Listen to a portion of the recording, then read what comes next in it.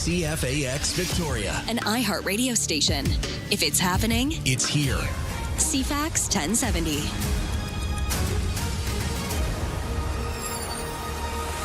Hello, good morning. It is 6 o'clock on Wednesday, June 17th. 11 degrees right now, feeling a little cooler than it was, a few days ago. The heat has left us, but it's still going to be a nice sunny day with a high of 22 degrees with some sunshine. Just not the muggy overnight hot stuff we had before. We'll get to the full forecast in a moment. Right now, the 6 o'clock news begins, and we say good morning to Lisa Best. Good morning, Ryan. Thank you. Heading into what is historically the driest 2 months across southern Vancouver Island, that'd be July and August. The province shared an update yesterday on wildfire and drought conditions. Forest Minister Ravi Palmer outlined what we can expect to see for the summer.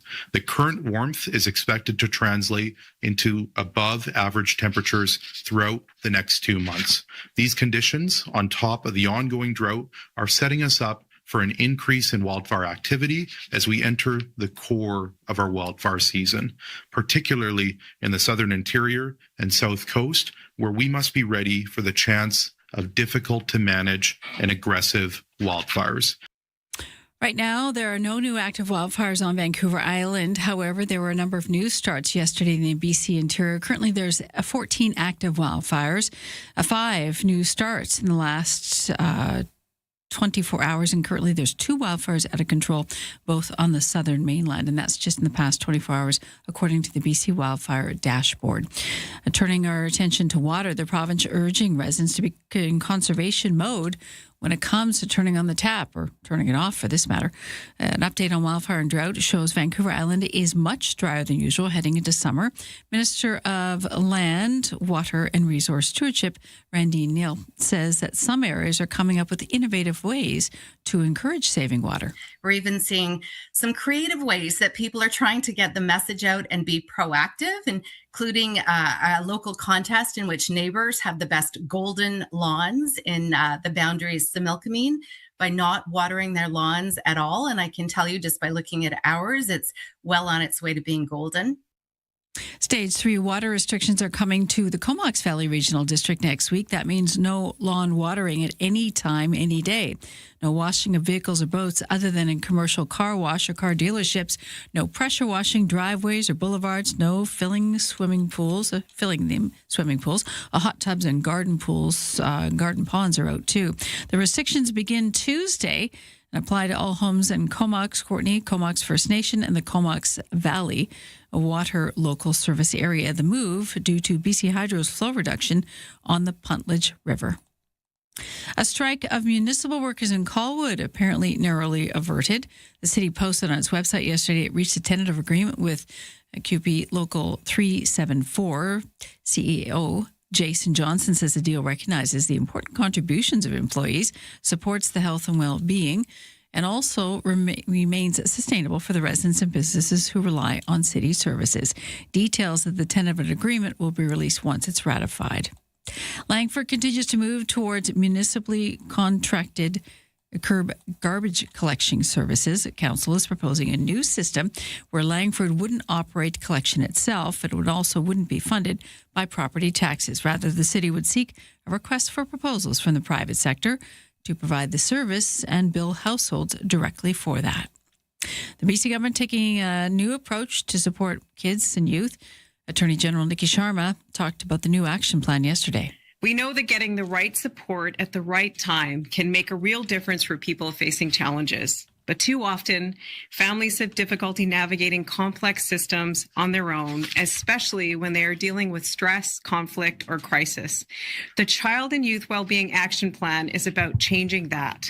It's about building a system that is easier to access, more connected, and focused on prevention so that people can get help earlier before problems escalate. The action plan comes in response to the Don't Look Away report that examines systemic issues affecting vulnerable kids and families in BC. The third and final day of the G7 is underway in France, actually wrapping up. Prime Minister Mark Carney took questions after explaining that he and Donald Trump did have details of Canada's plan to import a number of Chinese electric vehicles, a deal that the U.S. president had previously criticized. I wouldn't take a big message from that. I had 7 or 8 discussions with President Trump over the course of the last 36 hours. I'll have more today, wide range of subjects from the economy, relations, his birthday, obviously Iran, the aspects of the deal and the next steps there and how Canada can help. And good discussions. Carney also says he's seen the preliminary agreement for ending the war in Iran and described it as having exceeded his expectations. That's your news to 6:05.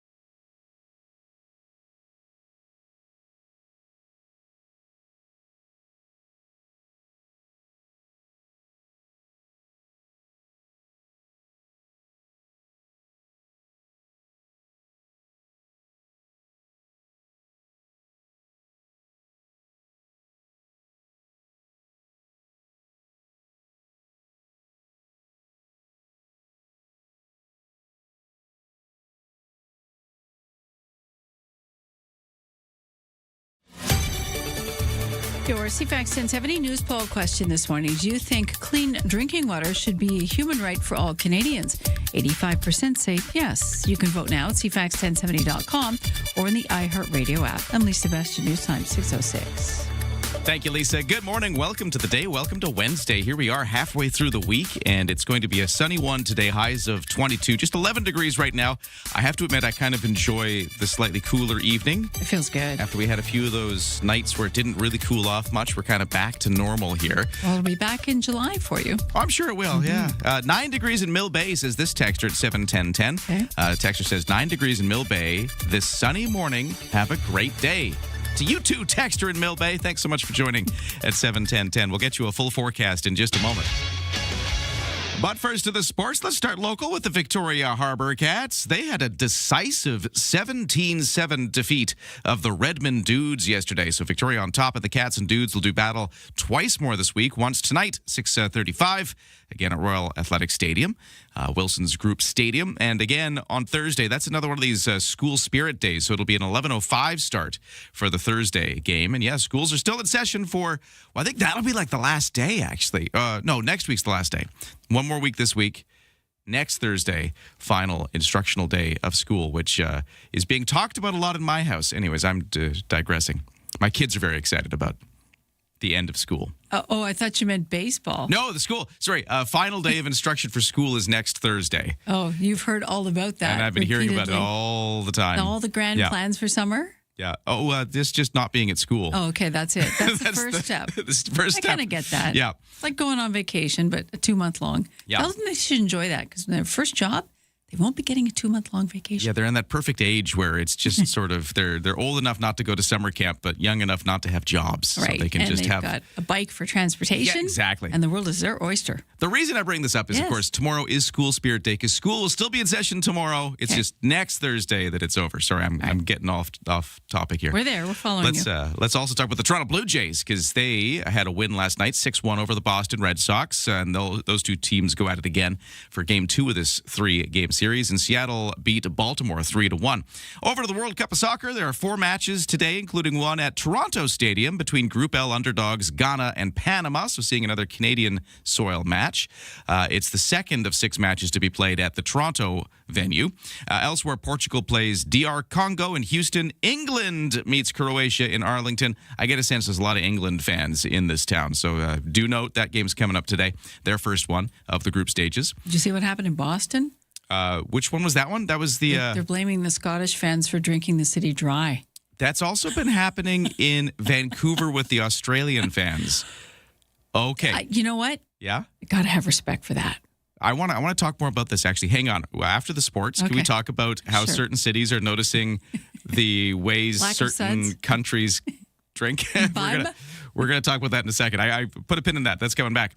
But I do want to talk about how that Uzbekistan plays Colombia in the late game in Mexico. So that's the today schedule. Yesterday, there was some of the big kind of names of soccer were out yesterday. Some of the stars shining brightly, like Lionel Messi, who scored 3 times to tie the Cup's all-time scoring record with 16 goals. So that's his total now.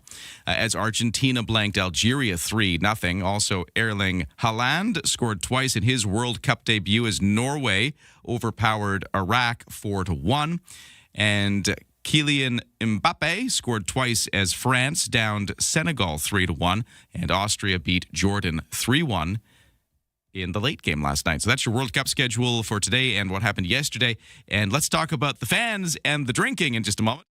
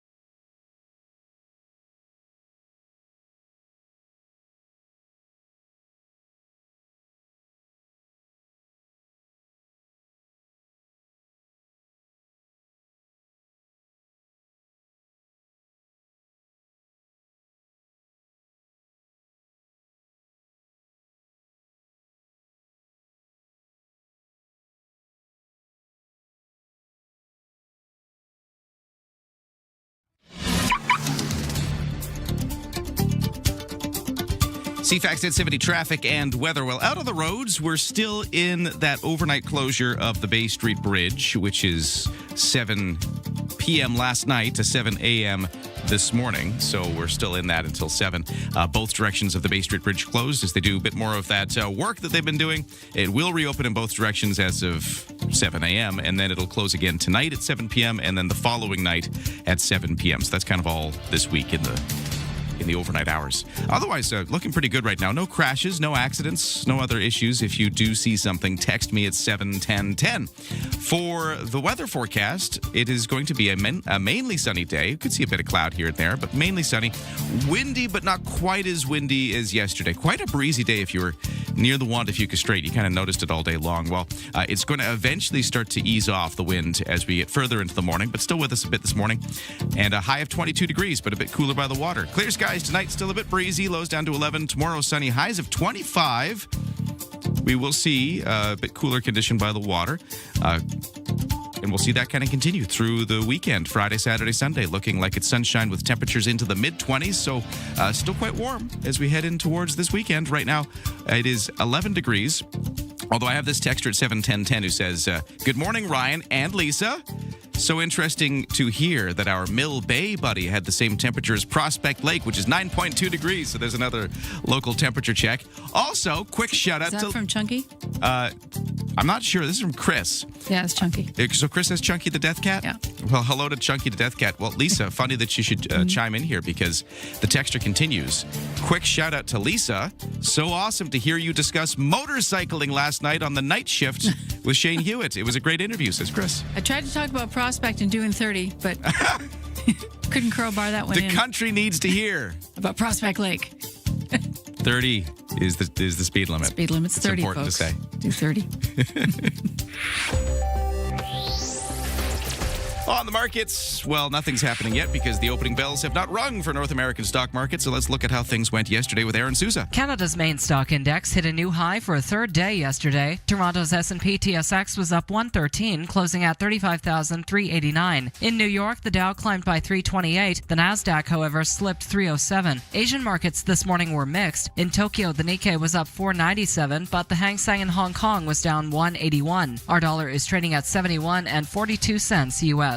Prime Minister Mark Carney says he's had several informal chats with U.S. President Donald Trump at the G7. The two leaders have not had an official bilateral meeting, but have discussed Canada's plan to import Chinese electric vehicles. Carney says Trump likes the plan. Sticking with trade, the fate of CUSMA remains uncertain. Canada and Mexico say they want the deal extended to 2042, but Trump isn't keen on renewal. Experts say a sudden U.S. exit is unlikely given North American industry ties. And Alberta's new finance minister will speak today at the Calgary Chamber of Commerce. From the Canadian Press Business Desk, I'm Aaron Sousa. Ryan and Lisa, mornings on CFAX 1070. Oversleepers, catch all the highlights on the latest audio podcast at CFAX1070.com and on the free iHeartRadio app. Good morning. Thanks for joining us here on CFAX 1070 on this Wednesday morning. It's 6:15, so already time to kick off the headlines. Although I do want to talk about the drinking habits of World Cup fans, so that's coming up. We are going to get to that, but right now, let's get to the headlines. What's going on, Lisa? Okay, we'll start in West Kelowna. One resident said he and his family had just 45 minutes to pack after police came to the door yesterday, told them they had to flee that new wildfire that was burning nearby. Joel Gluska said he and his wife and his daughter grabbed everything they could find and the hard drive of family photos before leaving. The home was one of 357 properties placed under evacuation order for several hours in response to the fire in a park near Okanagan Lake. The BC Wildfire Service says now that fire isn't expected to grow beyond its boundary, and the evacuation order was downgraded to alert, covering 742 properties. So we'll keep you posted on what happens next in that department. But it is dry, so be careful with any fire products you use. WorkSafe BC said that Fraser Valley Water Park, where a dozen students were injured earlier this week in an apparent electrical accident, won't reopen until all is safe. Officials say the students from a middle school nearby in Port Coquitlam made contact with a railing in the queuing area beneath the 0 to 60 water slide at the Cultus Lake Water Park, a huge water park. The park says the railing was part of a steel frame tent structure, but apparently it was electrified. Mounties say early indications show no criminality, and Technical Safety BC has taken charge of the investigation. The Strait of Hormuz, the latest, expected to reopen on Friday thanks to that deal from the U.S., between the U.S. and Iran. A memorandum of understanding between the two nations is set to be signed that day. The deal reopens the strait and also unfreezes Iran's financial assets. And Premier David Eby says he will be hosting and yelling "Go Canada Go" as Team Canada plays Qatar in the World Cup match in Vancouver tomorrow. He told the crowd in Vancouver that he's requested everyone in the province ask them to wear red for the occasion. Eby says Canadians have been through a lot over the past few years. It's time to celebrate how the country is standing up on the world stage. And he says Vancouver and Toronto are abuzz. Parades of fans taking to the streets and setting records with taking transit. The TransLink rides in Vancouver surpassing those even when Taylor Swift came to the city December for her Eras tour. That's your headline news to 6:17. Coming up next, we'll tell you which countries are drinking which bars in Vancouver dry because of the World Cup. That's to come. Also, a few other things going on in the news to discuss after traffic and weather.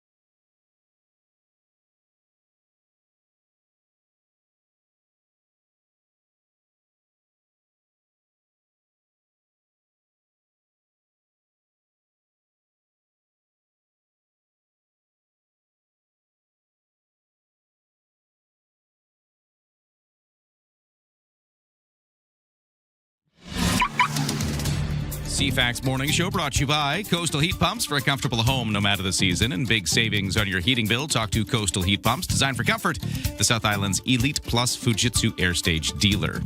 On the roads, I just mentioned again, the Bay Street Bridge closed both directions right now for that overnight work, but it's reopening at 7 this morning. No other major issues right now, no crashes or backups, and the West Shore commute into the core area has not built up yet, so it's still pretty easy going. Smooth sailing. Speaking of smooth sailing, what's going on at BC Ferry? Swartz Bay, the Tsawwassen 7 o'clock sailing is next. Lots of room left for vehicles. And for the weather, it's a mainly sunny day, a little windy still right now, but that'll kind of ease off as the day goes on. It's still going to stay a little breezy, but it's not going to be as strong as yesterday off the Juan de Fuca Strait. The high temperatures are 22. 17 is the temperature you can expect if you're near the windy water. Clear skies tonight, lows to 11 again, which is very much kind of the same situation as we've had overnight tonight, or last night, I should say. So it's kind of another similar day today. But then it heats up a little bit again. Thursday, Friday, Saturday, Sunday, we're getting back into the mid-20s as a high temperature in mostly sunny skies, a few clouds here and there. Right now, the temperatures are all over the place. We got 9 degrees in, Mill Bay and Prospect Lake, as our texters have let us know, but the official temperature is 11 at the airport. Ryan and Lisa are ready when you are. Good morning. Day or night, find the highlights under latest audio at cfax1070.com and on the free iHeartRadio app. The World Cup is many things. It's fantastic world-class soccer. It's also world-class drinking in a lot of places, and we've been learning that. I got this one story out of Vancouver where businesses in Vancouver's Granville Entertainment District say they are welcoming the pedestrian zone for the World Cup that was set up. I had a friend who went to Vancouver over the weekend. They weren't there for the World Cup. They were just there for something else, but they did go and check out the sort of just the vibe in the city. Course. And they said that was really cool, the sort of big pedestrian zone they've got in Granville, Nice. just the way they've cleaned it up, and they got all the World Cup celebrations going on. It was just a really neat vibe going on. And that is where you will find this guy. His name is Tyler Browers. He's general manager of a pub right there. It's called Dublin Calling. Which seats 500. And he says last Saturday's match at BC Place saw Australian fans fill the bar and nearly drink it dry. He says they've had to order an unprecedented amount of beer to fill the demand. Well, we were kind of had high hopes for the World Cup, but we didn't really anticipate that sort of first opening weekend for it. I'm not sure if anyone's going to be able to top the Australians. That was very unique and an amazing experience to have. Bro, he says Slightly terrifying, too. It's like, oh god. He said they had to shore up their supplies with inventory from their other, I guess they own other bars, so they had to bring other alcohol in from the other bars. Extra kegs from a local brewery just to try to keep the thing going. He says they also have hired a lot of new staff and ordered 200 kegs to fill the upcoming demand. That was Australia's World Cup game that took place in Vancouver on Saturdays. And then in Boston, the Boston Tap Room ran out of its lager because of Scottish fans. So Scottish fans are also showing their drinking culture. Tartan Army took over the Boston area. It's got to be mildly terrifying for a bar owner to think, here we are, we spent months, if not years, planning for this, and we're going to run out of suds. Yeah. And fans wouldn't be happy about that. These seem to be advanced level partiers. I get that impression. These people know their way around a bar. Well, like I said, there's world-class soccer happening, but there's also world-class drinking happening. And partying. They take this to a new level. Yeah, that's advanced level partying. They're taking it up quite a notch because Dublin Calling in Vancouver seats 500 people. Yeah. So if they're running low on beer, do the math on how many beers went down. I salute you, Australians. Right? It's kind of impressive. And I'm also hearing cha-ching for us. Yeah. Yeah, hopefully. When we look at beer being supplied, even our local craft beers, I mean, there's got to be lots of spill off. I'm glad I bought my Hoyne the other day. If they've come to Vancouver Island, we're in trouble. Yeah, I wonder if they notice that at all. If even because Victoria Craft Brewers will supply the Vancouver area. I wonder if this has caused an uptick in just sort of the demand. I wonder too, and hopefully, but the sheer volume of what they have to have. You know, when you look at local distillers, I don't see how you would be able to keep up with that, but it would be nice to simply introduce it to them. But I don't think these people are going for flights of beer. Yeah. or beer tastings. It is a different experience. Yeah. This is more about, the party. Yeah. So thank you, Australia, for drinking Canada Dry. There you go. You're We can putting use the business. Putting Vancouver on the map in a very unique fashion. Yeah. We'll take it. Well, Vancouver will, of course, be hosting Team Canada for tomorrow's game. So that's one of the big ones coming up. Oh, and Steve's going. Steve will be there. We're actually Sports guy going Steve. to talk to, as we're calling him, Soccer Guy Steve coming up. Oh, we've switched that. Okay. Just for this week. Just All for right. this week. Okay. We'll talk to him tomorrow Many as hats. he heads over.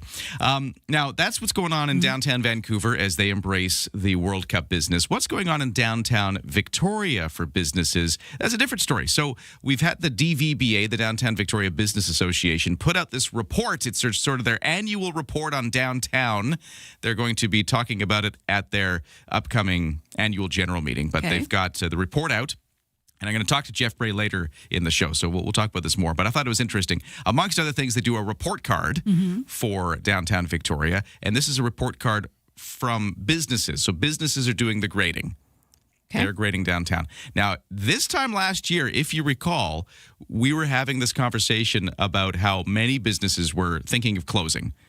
Yes. Because of the state of disorder downtown, whether it was the, crime or just people on the streets or And the whatever it rents was. and coming at a pandemic. And Yeah, but sort of street disorder, public safety were Yes, that was the problem. so big in their minds that many were saying they might not even stay. They were very close to closing their businesses. Things have improved, apparently. They point out in this report that things are on an upswing. We've seen a lot of improvement, thanks in part to efforts from the City of Victoria to tackle that very social disorder we're talking about. They've hired additional bylaw staff and police officers. But what is the letter grade? So, oh wait, okay.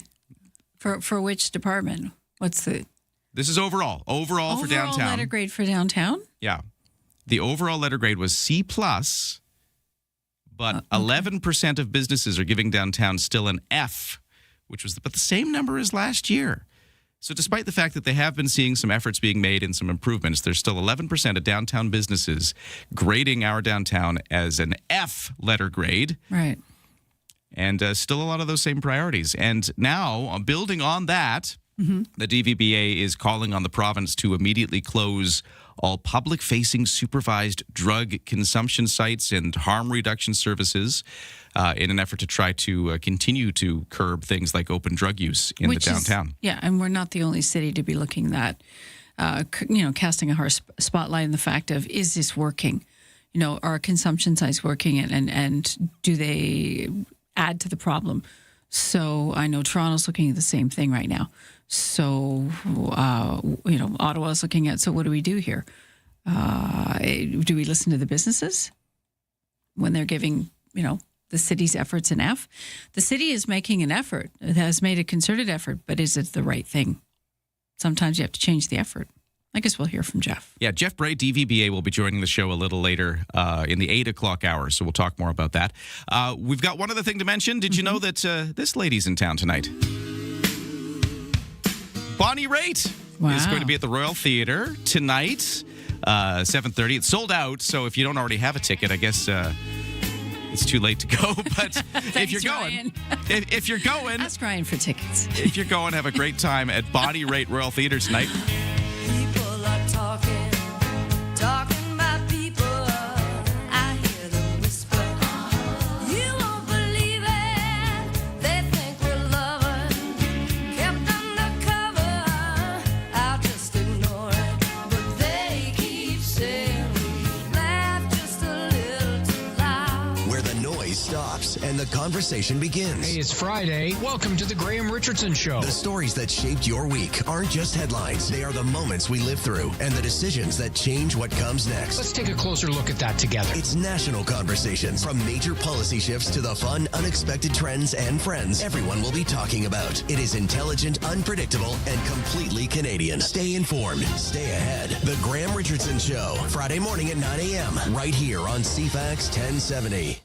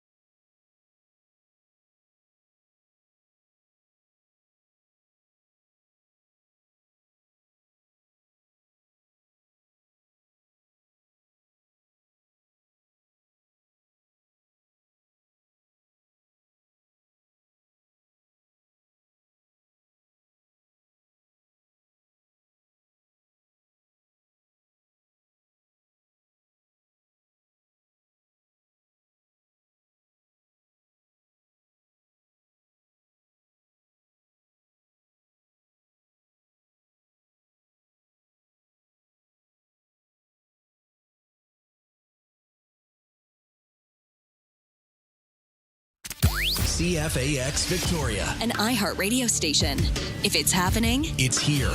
CFAX 1070.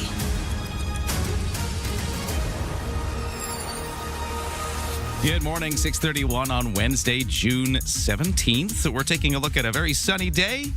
Right now, it's about 11 degrees in Victoria, slightly cooler in some parts. We'll get you a full forecast in just a moment.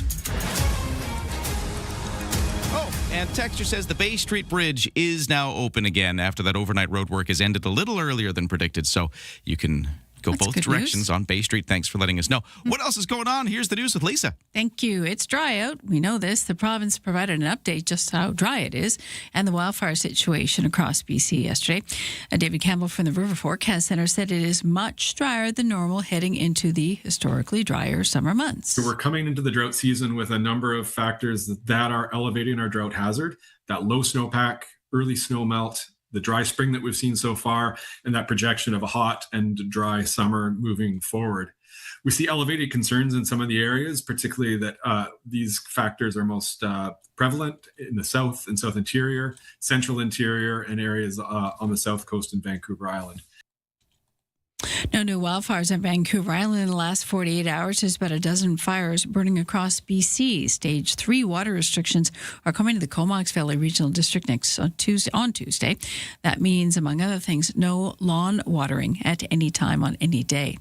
A BC resident is reflecting on the dramatic moment yesterday when RCMP officers demanded he and his family leave their West Kelowna home due to a nearby wildfire. This unfolded yesterday morning. Joe Gluska says he and his wife and daughter had 45 minutes to pack up their precious things. The family lives a block from where the fire sparked, burning out of control for much of Tuesday before firefighters got a handle on it. Now it's being held.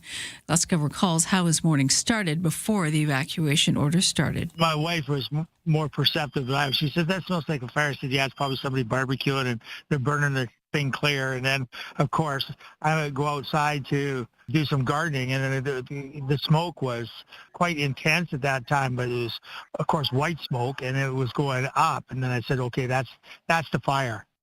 Central Okanagan officials downgrading the evacuation order for 357 properties last night, but a total of 742 in West Kelowna remain under evacuation alert.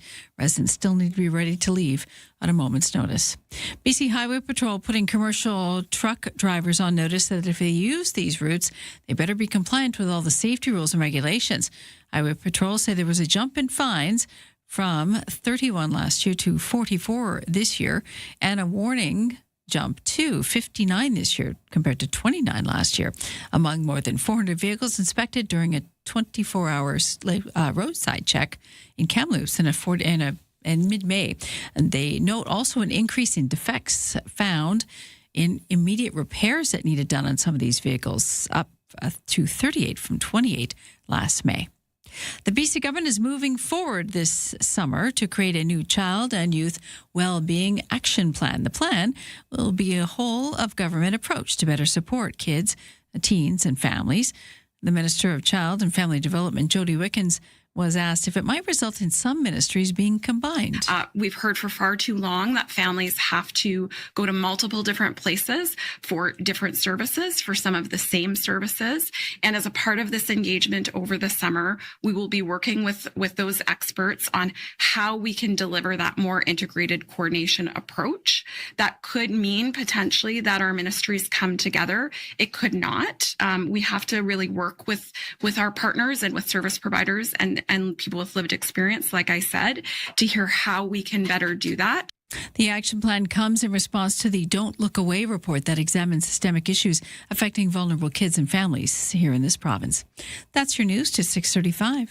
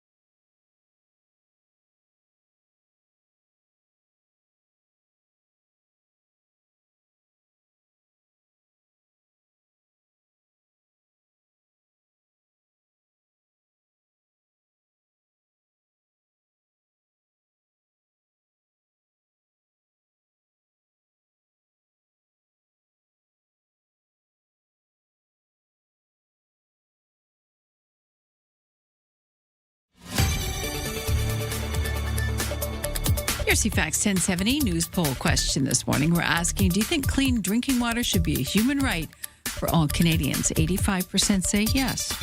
You can vote now at cfax1070.com or the iHeartRadio app. And Lisa, best your news time is 6:36. Thanks, Lisa, and good morning. Welcome to Wednesday, where we'll see some sunshine. A little breeze still this morning, but the wind is actually going to lighten off as the morning goes on. We'll get you a full forecast in just a moment. Right now to the sports, where the Victoria Harbour Cats with a decisive 17-7 defeat of the Redmond Dudes yesterday at the Royal Athletic Park, Wilson's Group Stadium. And those two teams will do battle again twice more this week. Tonight it's a 6:35 start, and Thursday, tomorrow, 11:05 is the start in the morning. It's because it's School Spirit Day, so they've timed it so some of the school classes can come down to the ballpark. Meantime, the Toronto Blue Jays will be aiming to win 2 in a row when they face the Red Sox in Boston tonight. Right-hander Max Scherzer will pitch for the Jays, who opened their 3-game series in Boston last night with a 6-1 win. Seattle defeated Baltimore 3-1, also in the majors. And now over to the World Cup of Soccer. Yesterday, the stars shining brightly. Lionel Messi, for instance, scoring 3 times to tie the Cup's all-time scoring record with 16 goals at a World Cup, as Argentina blanked Algeria 3-0. We also saw Erling Haaland score twice in his World Cup debut as Norway defeated Iraq 4-1.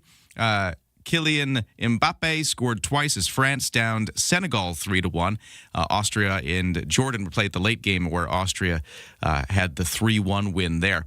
Today, amongst all of the games, will be one played in Toronto. So we got one of the Canadian games tonight. The Group L underdogs Ghana and Panama will be playing in Toronto. Then we will see Portugal play DR Congo in Houston. England is meeting Croatia in Arlington, Texas. And Uzbekistan plays Colombia in the late game in Mexico City. That's your CFAX 1070 Sports. It's 6:38.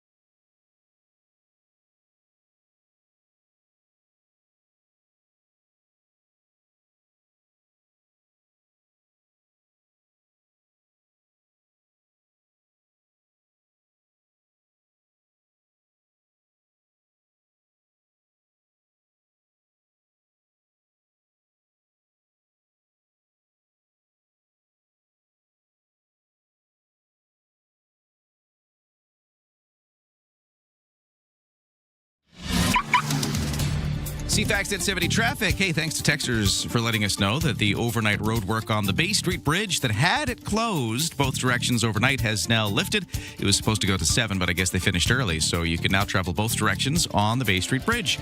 There will be another overnight closure tonight and then tomorrow night as well, so watch out for that. 7 p.m. for both starts. Word of a collision on the Trans-Canada Highway. This is sort of southbound right after the sort of Adams Storage on-ramp. Does that make sense? I think that makes sense, right? You know where Adams Storage is? If you see anything there, let me know at 7:10:10. I just have a sense that there is a collision there, but I don't know anything about it. So let me know at 7:10:10 if you have any updates. I'd love some eyeballs on the road. If you could do so hands-free and safely, of course. So that collision, Trans-Canada Highway heading inbound. And then for the weather forecast, it is mainly sunny for today. The odd bit of cloud. A little bit of breeze.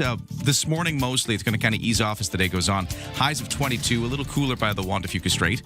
Clear skies tonight, lows to 11. And then tomorrow, we're starting to see a bit of the heat come back a little bit. Sunshine and a high of 25, although cooler by the water.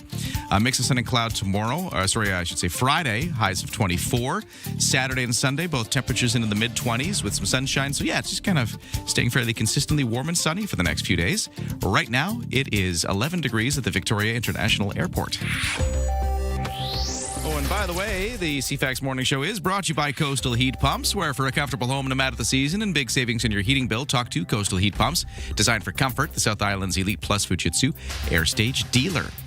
On the markets right now, the opening bells are just ringing. We don't have any results from today, but I can tell you that in Toronto yesterday, S&P TSX closed up 113 points to 35,386. The Dow in New York was up by 328 to 51,999. The Nasdaq slipped 307 to 26,376, and the Canadian dollar overseas trading at 71.4 cents US. Ryan and Lisa, mornings on CFAX 1070. Oh, quick update here. Texture says it might not actually be a collision on the Trans-Canada Highway. Looks like they're doing morning paving on that side across from Adams Storage, putting up a lot of dust and smoke, and that is slowing down the traffic. Okay. Have a great morning, says the texter, and have a great morning to you. Thank you so much for texting. So maybe not a collision, but that road Construction work does there. make sense. Yeah. All through there, it's still 60. And then this texter here says, no collision on the highway. They just picked the rush hour to shut it down. But that's what's going on there. So watch out for, I guess, some paving work and a bunch of dust kicked up on the roads right by. Bay and Tyee is open for you early. Yes, exactly. So there you go. It's some are good, some are bad. You win some, you lose some when it comes to traffic. You also might win some and lose some today when it comes to winning some tickets to Jazz Fest. Can I tell you about this? Of course. I love the contest we've got going on right now. We're making you scat like the Jazz Cats for tickets to see Jazz Fest shows, because Jazz Fest, the TD International Jazz Fest here in Victoria, starts Friday, and then it goes for 10 full days in venues all across downtown Victoria. We got the Esquimalt Bullen Park outdoor field, so much going on. And if you're wondering, what does this sound like? What do I do for this contest? Well, can I play you what happened yesterday? Of course. This was amazing. So Let's here's our first attempt yesterday at a listener calling in to just do a jazz scat.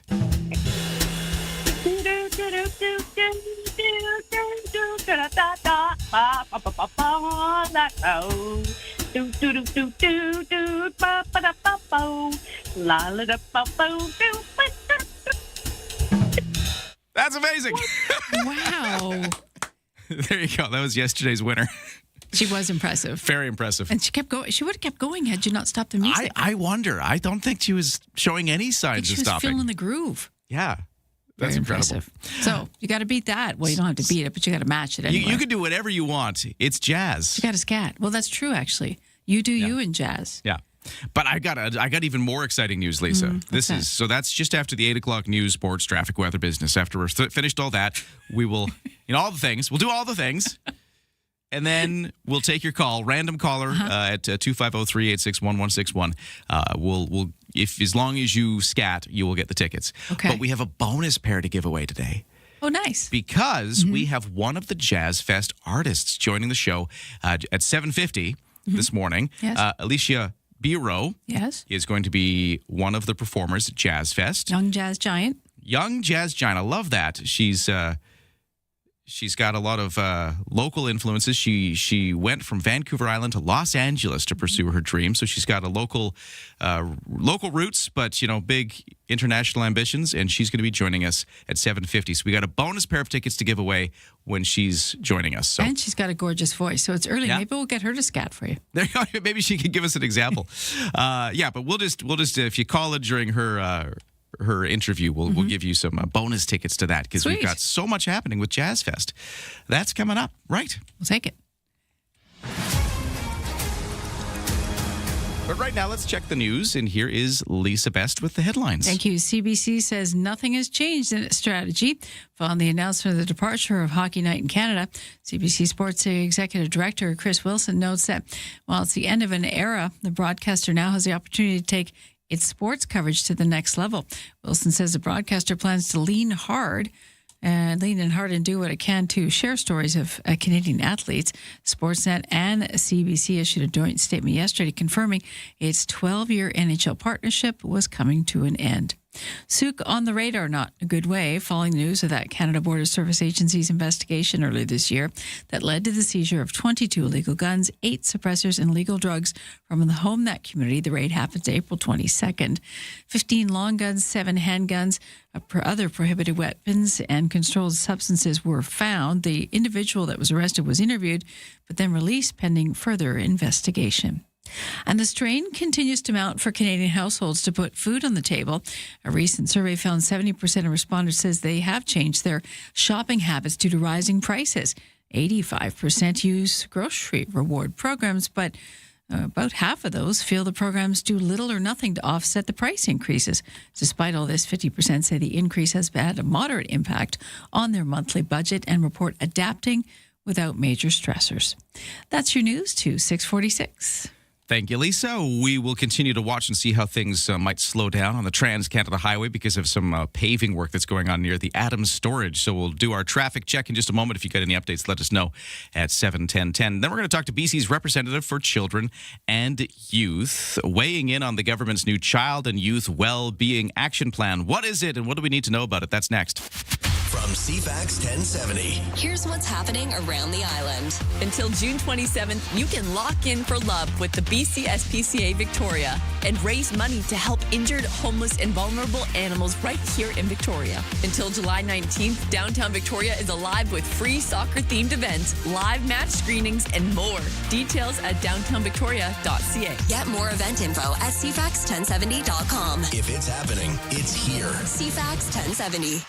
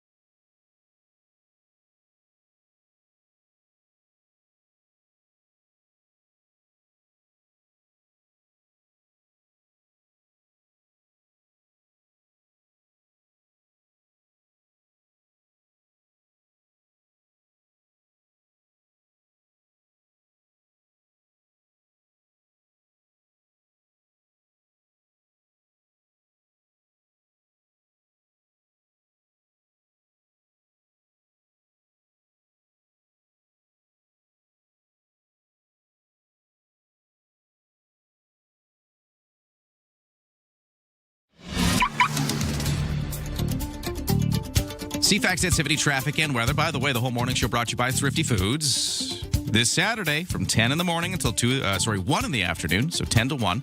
The first 200 kids aged 12 and under are invited to decorate a free brownie for Dad at all Thrifty Foods locations. On the roads, we've been sort of monitoring what seems to be construction on the Trans-Canada Highway as you head in right around about where Adams Storage is, kind of by the Burnside Bridges area. That stretch of road, there is a bit of paving work or something going on to do with the big construction project there, kicking up a lot of dust, causing a bit of a slowdown. So look out for that. A little extra slow on the Trans-Canada Highway coming into Victoria right now, but it seems just to be that construction. Bay Street Bridge has reopened a little early, both directions, after an overnight closure, but watch out, it'll close again tonight at 7 p.m. and then the next night at 7 p.m. These overnight closures for Bay Street Bridge work all this week. BC Ferries, no sailing waits. Weather forecast looking good. We've got just sort of sunny, warm conditions right through the next 7 days. Today's a high of 22, cooler by the water. We're seeing a little wind this morning again. Overnight lows will continue to be around 11, 12 degrees for the next few nights. But the temperatures in the daytime do get a bit warmer as we head towards the weekend. We'll be back to the mid-20s by tomorrow and through the weekend. Right now, here are some of the temperatures we're seeing. In Colwood by the water, it's 12 degrees. In Brentwood Bay on the Saanich Peninsula, it's also 12 degrees. The best way to start an island morning. Ryan and Lisa on CFAX 1070. Well, let's figure out what the government's new Child and Youth Well-Being Action Plan is all about and get a review from BC's representative for children and youth, somebody who, I think wanted to see this happen. Jennifer Charlesworth is joining us on the line. It's Jennifer Charlesworth. Hello, how are you? I'm well. Good morning. Thanks so much for joining us and helping give us some context to this. So I saw this in the news, but I'll have to admit, I need a bit of context for this and where this comes from and what it does. So I was hoping you could kind of help us out here. You bet. So 2 years ago, we released a report. It's called Don't Look Away, and that was the result of an investigation into the death of a little boy that we called Colby, an 11-year-old child who died in the hands of his ministry-approved caregivers. We looked closely at his story, his family's story, and the stories of 14 other children, and identified some key systemic issues. So his death was an absolute horrific tragedy, and we also saw that there were patterns of concerning actions, practices, policies, legislation in the broader system that impact thousands of children. So we recommended to government at that time that in order to honor Colby's sacred story, they needed to make some big changes, as well as some short-term, quick impact, let's get going. And one of those changes was to start coordinating services across government, not just with the Ministry of Children and Family Development. And we called for what we call a child and youth well-being strategy and action plan and a way to measure outcomes, and that's what was delivered by government yesterday. Now, using that example of Colby, as you mentioned, this child in foster care who tragically died, what broke down in that case that gets addressed in this action plan? Maybe just, I don't know, to use that as an example of how things could change, how things could change because of what's been announced here. Yes, excellent question. So Colby's family had interaction with multiple systems. So he was born with disabilities and he had significant medical needs. So the healthcare system.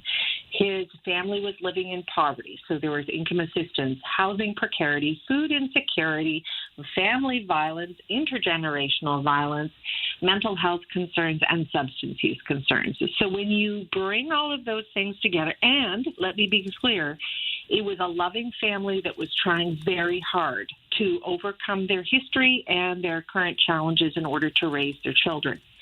So if you see all of those systems are independent systems, siloed systems. Income security is disconnected from health care and prenatal care and postnatal care and anti-violence work and police-related victims response is disconnected from mental health counseling.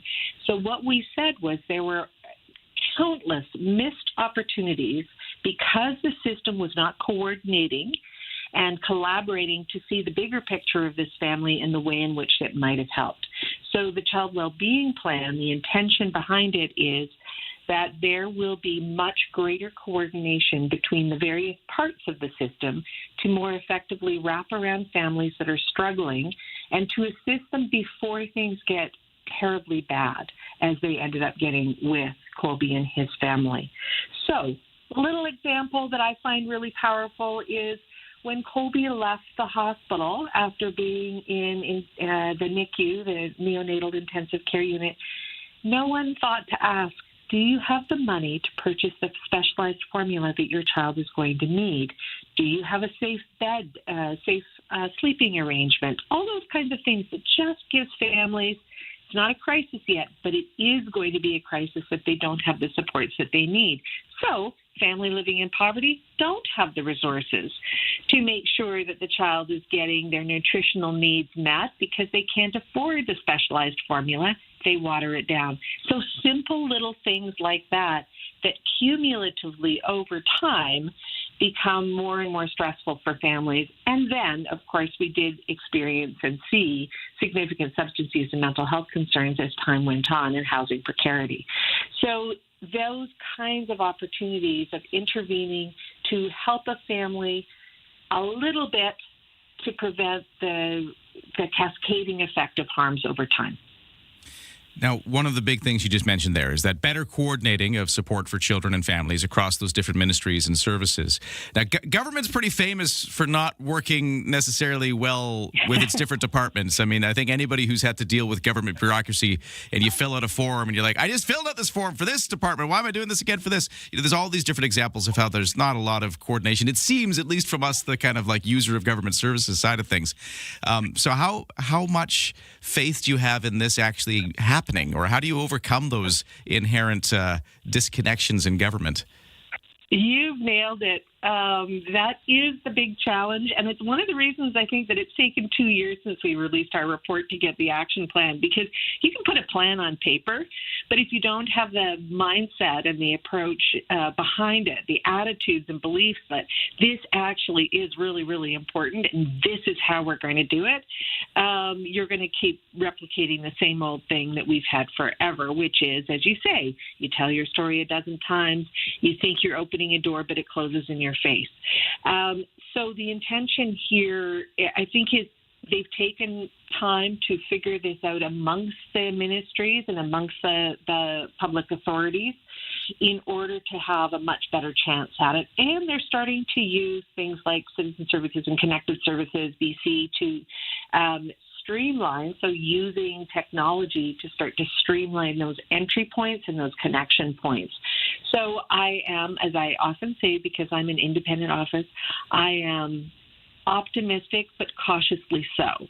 So we will be monitoring very closely to see if the changes happen in the lived reality of the young people and the families that we all care about. Yeah, and we are talking to BC's representative for children and youth, weighing in on the government's new Child and Youth Well-Being Action Plan, which, as we've just discussed, is a critical thing because, you know, we've had these cases of tragedies with children in care in BC, and how do we better serve those children? How do we better have, avoid those outcomes? And that's at least what this plan is trying to address. But as you said, I guess it's good on paper. Let's see if it actually meets the needs, and you'll be watching for that very thing and giving us that update.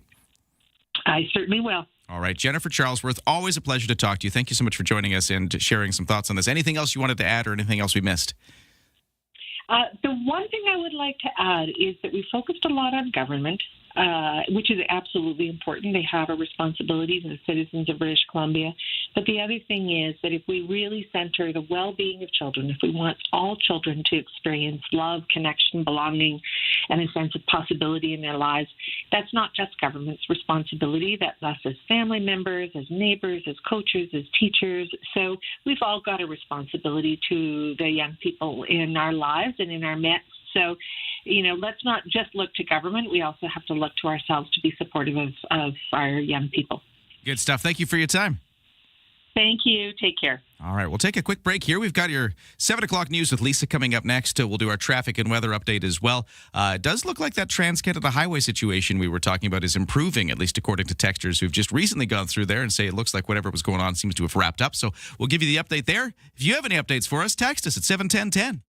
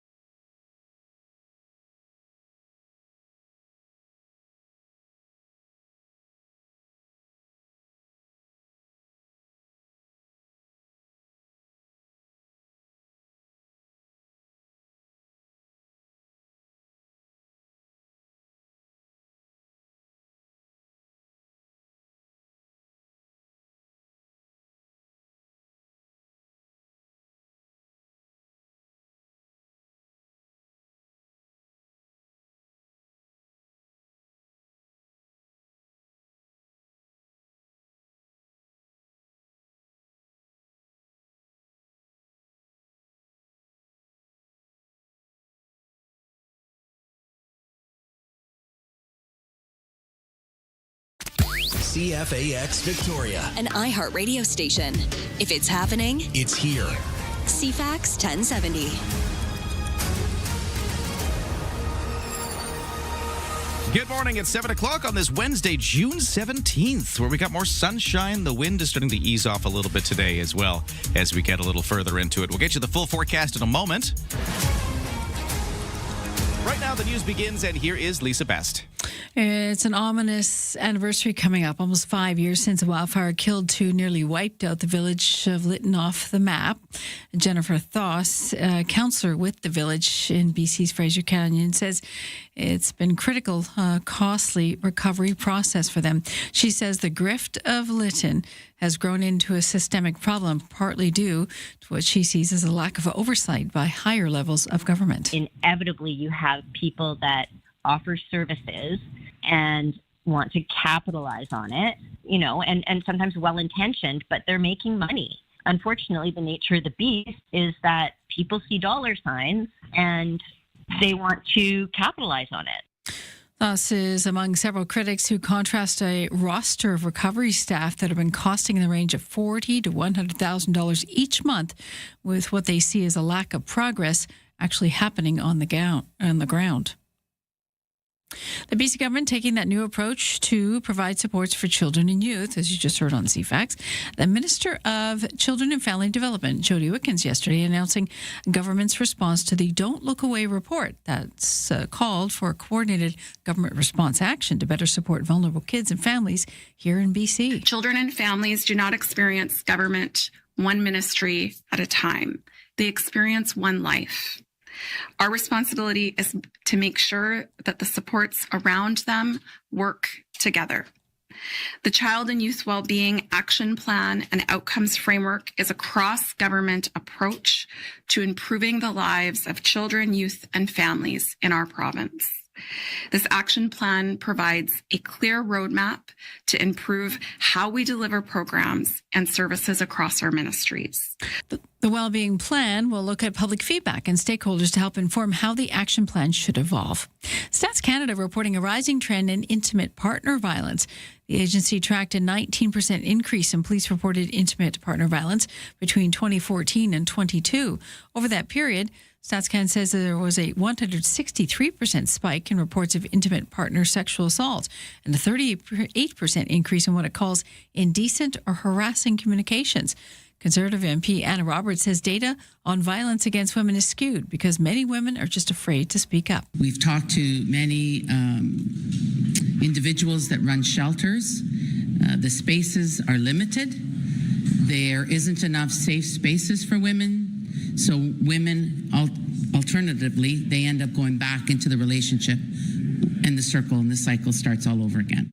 Roberts believes in order to get accurate data, women have to be given the protection they deserve. A parliamentary committee studying medical assistance in dying for people with mental illness expected to deliver its report to Parliament today. The group of MPs and senators was tasked with determining whether Canada is ready to expand assisted dying eligibility to people whose sole underlying condition is a mental illness. That's set to happen next March, but many witnesses who testified urged the committee to permanently exclude people with psychiatric conditions from accessing MAID. The committee has faced criticism over claims that it chose to hear from people who are opposed to MAID for mental illness. Justice Minister Sean Fraser plans to review the report over the summer.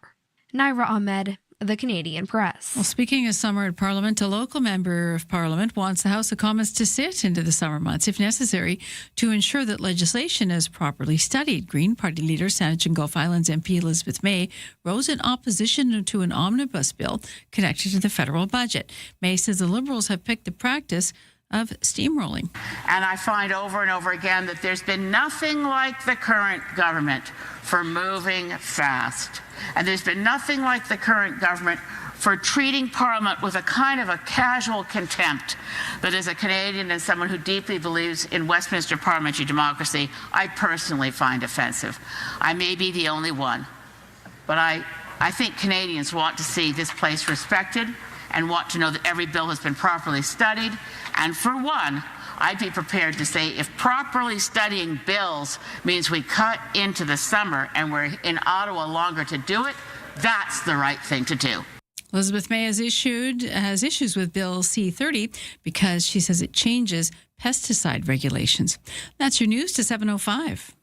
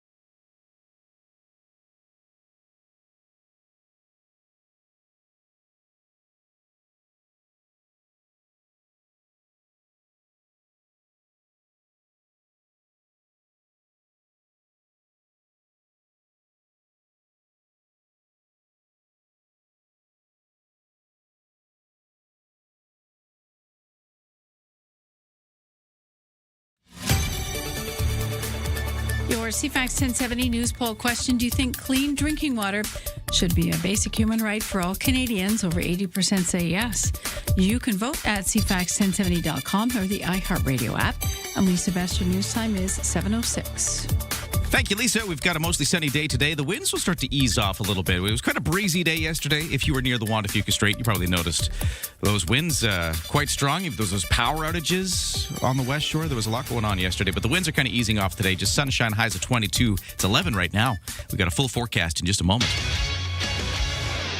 Let's talk CFAX 1070 sports. We'll start with the World Cup. 4 matches today, including one in Toronto. So we got a Canadian soil match. It's not featuring Canada. It's going to be Ghana and Panama. It's the second of 6 matches to be played at the waterfront venue. Also, I think there's going to be a lot of England fans in the Victoria area. I'm just hazarding a guess. England, its first game of this World Cup. It's going to be against Croatia in Arlington, Texas. That's one of the games on today.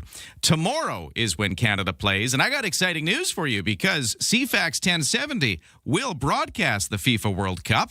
The Canada versus Qatar game from Vancouver will be right here on these airwaves if you're looking for a place to listen. If you're driving around, you just want to keep in touch with the game, well, you can do it right here on CFAX. Kickoff's at 3. You can listen to FIFA World Cup on CFAX 1070, also available on the iHeartRadio app. For last night, it was big in the World Cup because Lionel Messi was in action, one of soccer's big stars. He scored 3 times to tie the Cup's all-time scoring record with 16 goals at the World Cup, as Argentina blanked Algeria 3-0. We also saw Norway overpowering Iraq 4-1, France down Senegal 3-1, and Austria beat Jordan 3-1. And over to baseball, where the Victoria Harbour Cats with a big 17-7 defeat of the Redmond Dudes yesterday. The Cats and Dudes will battle again twice more, once tonight and once tomorrow in the morning, actually. It's one of those school spirit days, so a couple more games for those two teams. In the majors, Toronto Blue Jays aiming to win 2 in a row when they face the Boston Red Sox in Boston tonight. Toronto with the 6-1 win yesterday over the Red Sox, and Seattle took Baltimore 3-1. That's your CFAX 1070 Sports. It is 7:09.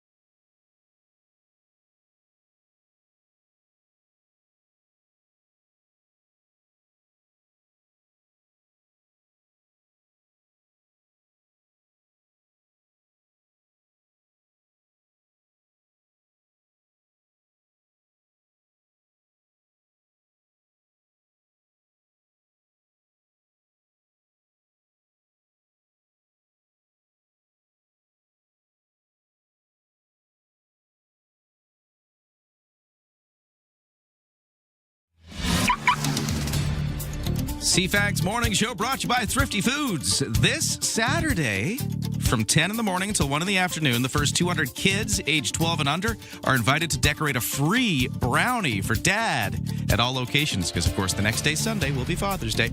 All right, traffic and weather. The thing we've been kind of following this morning was they're doing some kind of construction or something on the Trans-Canada Highway right around the Burnside Bridges, you know, where Adams Storage is. I don't know for sure, but maybe connected to the fact that it's a giant construction zone with the bus lane widening continuing to go in that area. It was slowing things down a little earlier, kicking up a lot of dust and making a big commotion, but it seems to be over now, so things are returning to normal on the Trans-Canada Highway through that construction zone. Do obey the construction speed limit, though, which still is in effect. Bay Street Bridge was closed overnight, but it's reopened and will be closed again tonight starting at 7 p.m. Watch out for that. And for the weather forecast today, it's going to be a mainly sunny one with a little wind off the Juan de Fuca Strait still this morning, but it's easing off and it's going to become lighter later this morning. So those big winds of yesterday don't look like they'll factor into the forecast today. Still making things feel a little cooler by the water, though. A high of 22, 17, though, by the Juan de Fuca Strait if you're right along the coast. Clear skies tonight. We will see lows down to 11. Sunshine tomorrow, highs of 25. Cooler by the water. Friday, sunshine, maybe a few clouds, highs of 24, cooler by the water. And the Saturday, Sunday forecast is looking pretty much the same. Sunshine with temperatures in the low to mid 20s.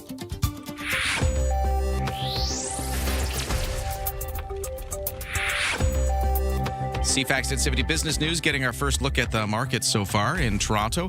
The S&P TSX has started the day up 74 points to 35,463. The Dow in New York is up 193 to 52,193. NASDAQ is up 71 to 26,447. And the Canadian dollar at 71.4 cents US, which is virtually unchanged from yesterday's close. It's pretty much at the same spot. Let's get started.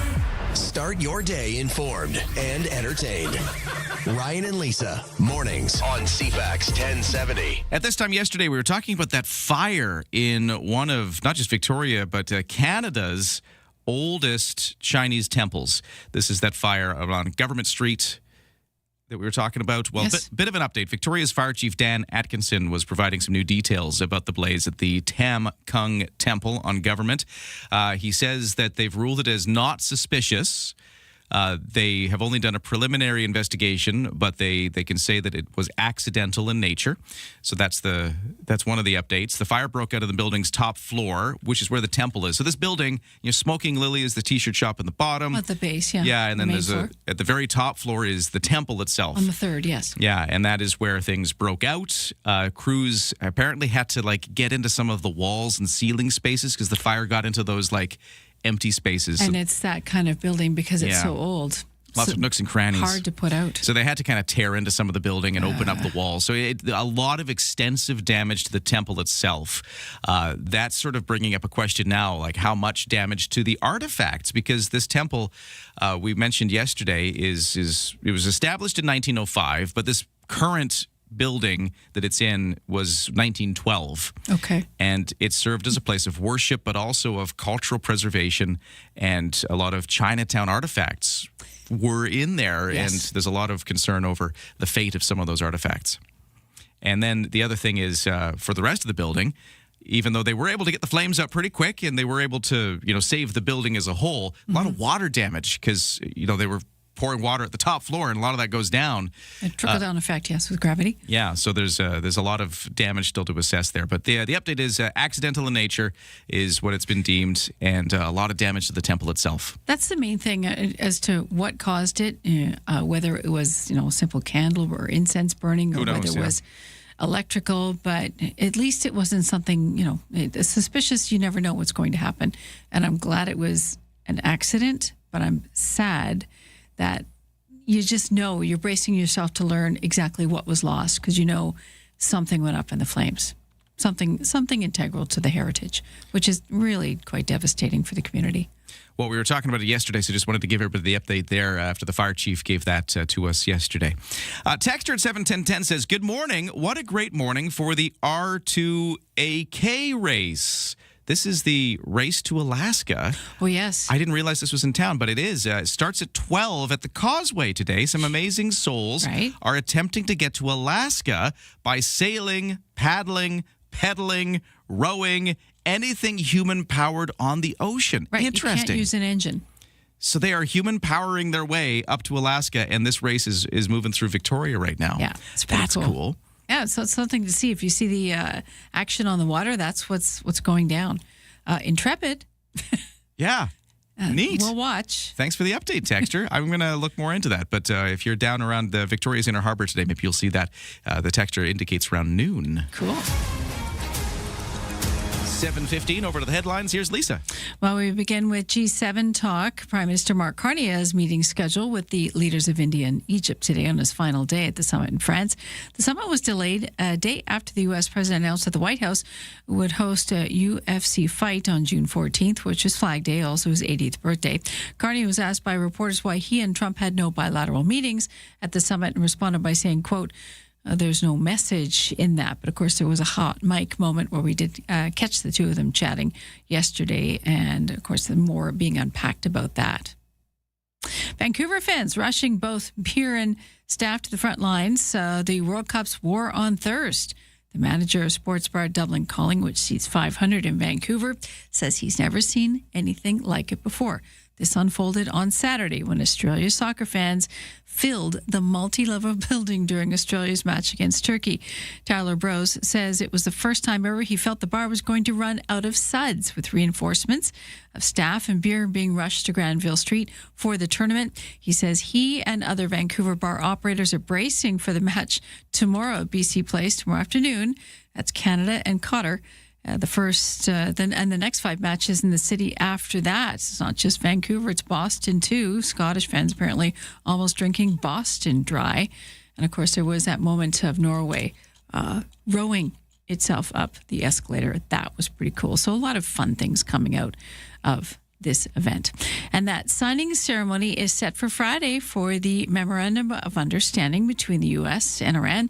The agreement calls for negotiations to continue for 60 days to reach a final agreement to end the war, which has been going on 15 weeks. Iran's nuclear program will be subject to those negotiations. And that is your news to 717. One of the other stories you've been telling us about, Lisa, is just the dry conditions, the drought-like conditions in the forecast for places like Vancouver Island. We've got BC's Forest Minister, Ravi Parmar, joining us next to talk about how the Wildfire Service is preparing and what he's expecting. And of course, this goes beyond Vancouver Island as well, because in Kelowna, there's that wildfire situation we've been hearing about. You've been telling us about that as well, Lisa. Yes, so moments to get out. yeah, the dramatic scenes from the Kelowna area. We're going to get an update from the Forest Minister next.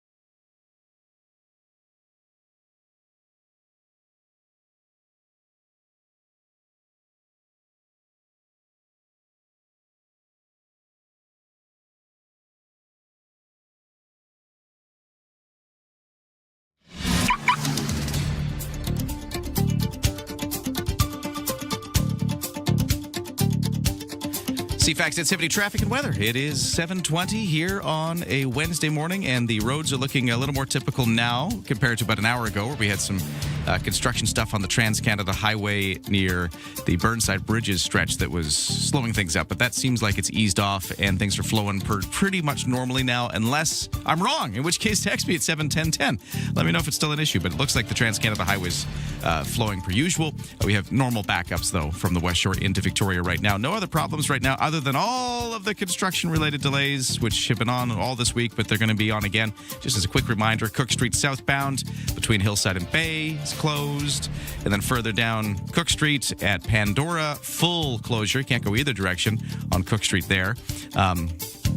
Bay Street Bridge is open, though, after some overnight road work. They finished that. In the weather forecast, mainly sunny today. A chance of a bit of breeze this morning off the Juan de Fuca Street, but it's easing off compared to yesterday. We aren't expecting the kind of strong winds that were causing all those power outages and issues off our coast yesterday. So calming down a bit, just a mainly sunny day. Highs of 22, a little cooler by the water.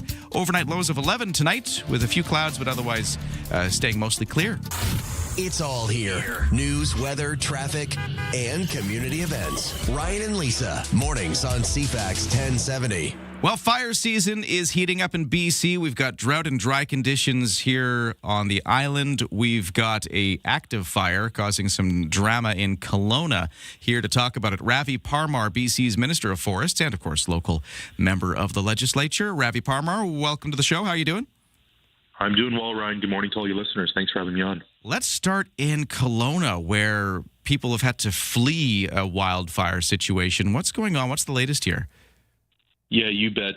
Folks in West Kelowna know all too well the difficult challenges associated with wildfires, and some of your listeners may have tuned into the press conference that we had yesterday where we provided our summer seasonal outlook, and it was literally minutes later that we saw a fire in Calamere Park, which is a regional park in West Kelowna, light up that community fairly quickly. Evacuation orders for about roughly 400 households went into effect. Our tactical teams on the ground moved very quickly, and this was a fire in the Wildland Urban Interface, and so the leadership of Chief Broland and the team at the West Kelowna Fire Department, we were following their lead, so very pleased that BC Wildfire Services was able to respond and support the leadership of the local fire detachment, and very happy to provide an update this morning to your listeners, Ryan, that the fire is being held. The evacuation order has been lifted. There still are some evacuation alerts, so people within the vicinity of the area should still be mindful that they may be asked to leave again, but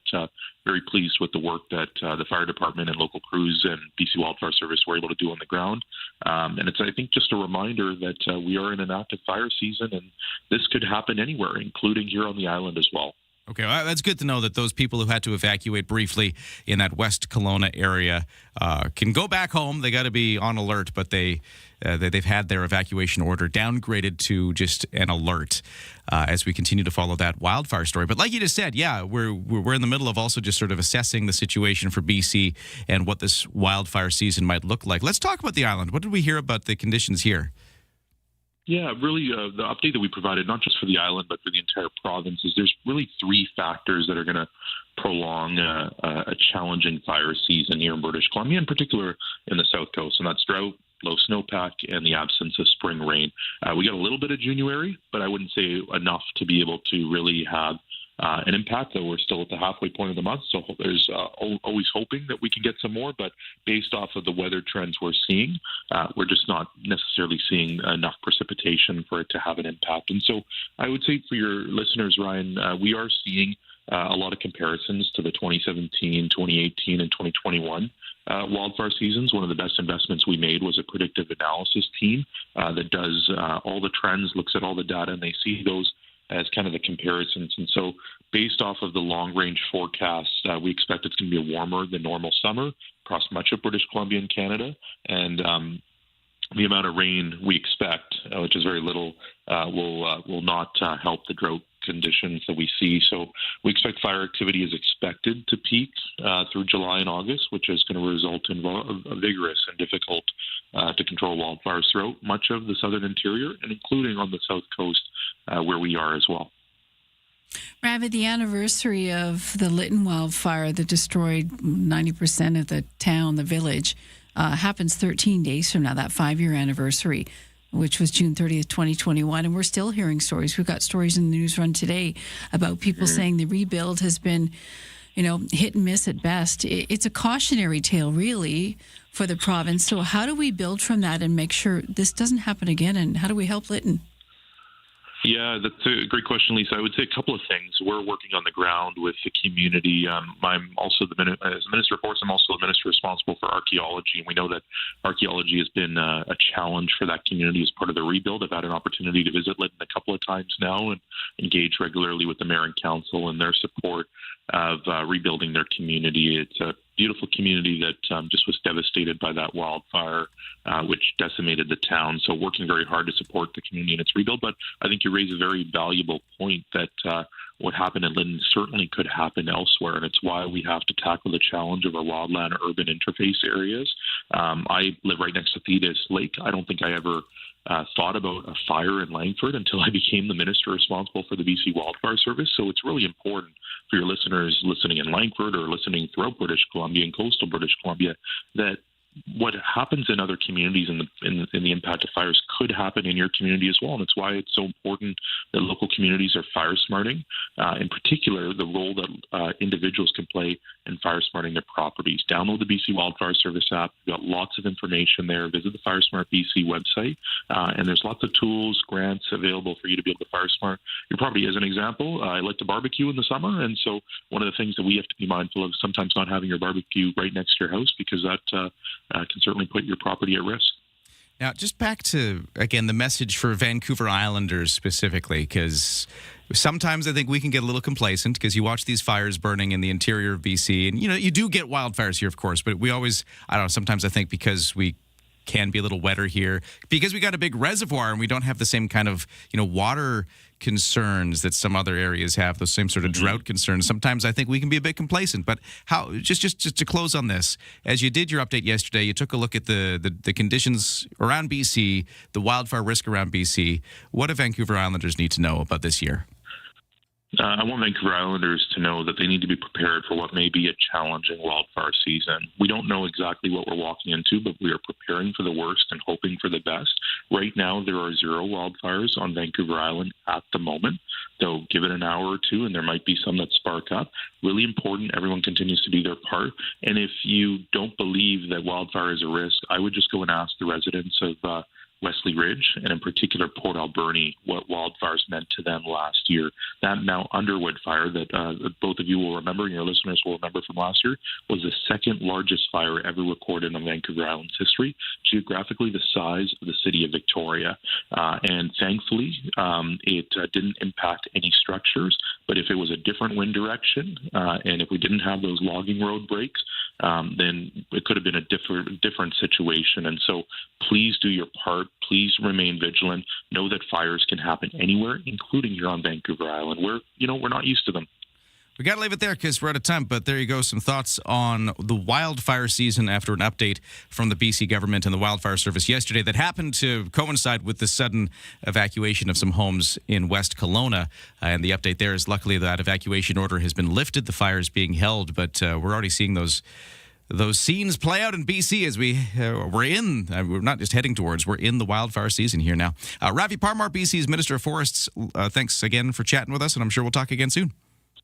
Always a pleasure. Thanks so much. All right, we'll take a break. We got the 7:30 news next on CFAX. From CFAX 1070. Here's what's happening around the island. Until June 27th, you can lock in for love with the BC SPCA Victoria and raise money to help injured, homeless, and vulnerable animals right here in Victoria. Until July 19th, downtown Victoria is alive with free soccer-themed events, live match screenings, and more. Details at downtownvictoria.ca. Get more event info at cfax1070.com. If it's happening, it's here. CFAX 1070.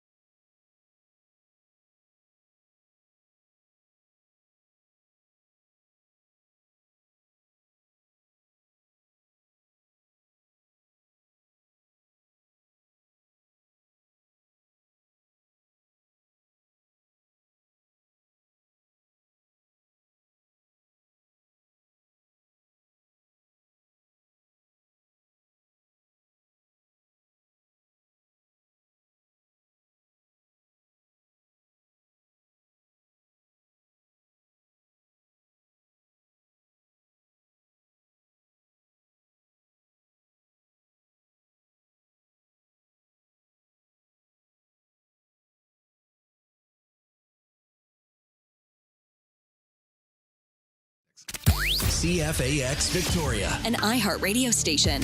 If it's happening, It's here. CFAX 1070. Good morning. It's 7:31 on Wednesday, June 17th. Looking at a sunny day with a high eventually to 22 degrees. Right now it's 11 in Victoria. You know, give or take a few degrees, depending on where you are. We'll get you a full forecast in just a moment, but right now, here's Lisa with the news. One day shy of this ominous anniversary, the Transportation Safety Board of Canada expected to release a report today on the Titan submersible. Remember that imploded on the descent to the wreck of the Titanic. That was June 18th, 2023. The implosion killed the 5 people aboard the submersible, including the chief executive of OceanGate Expeditions, the company behind the voyage.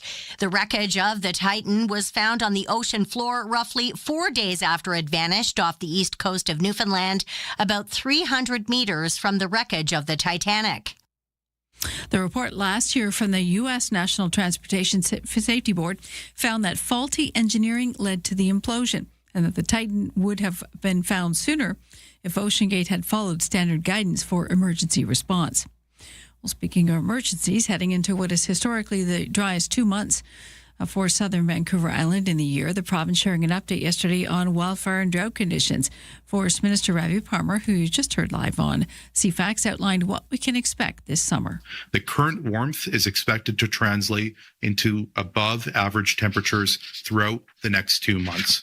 These conditions, on top of the ongoing drought, are setting us up for an increase in wildfire activity as we enter the core of our wildfire season, particularly in the southern interior and south coast, where we must be ready for the chance of difficult to manage and aggressive wildfires. Currently, we have no new active wildfires on Vancouver Island in the past 40 hours. Of course, that could change within the day. And there's a number of new starts today in the BC interior. The province is urging us to conserve water, too. An update on the wildfire and drought shows Vancouver Island is much drier than usual as we head into the summer months. Minister of Water, Land, Resource Stewardship, Randy Neal, says some people are having some fun with it. We're even seeing some creative ways that people are trying to get the message out and be proactive, including a local contest in which neighbors have the best golden lawns in the boundaries Similkameen by not watering their lawns at all. And I can tell you just by looking at ours, it's well on its way to being golden. Making lemonade out of lemons. Stage 3 water restrictions are coming to Comox Valley Regional District next week. Happens Tuesday. That means no lawn watering at any time on any day. No washing of vehicles or boats other than commercial car wash or car dealerships. No pressure washing driveways, boulevards.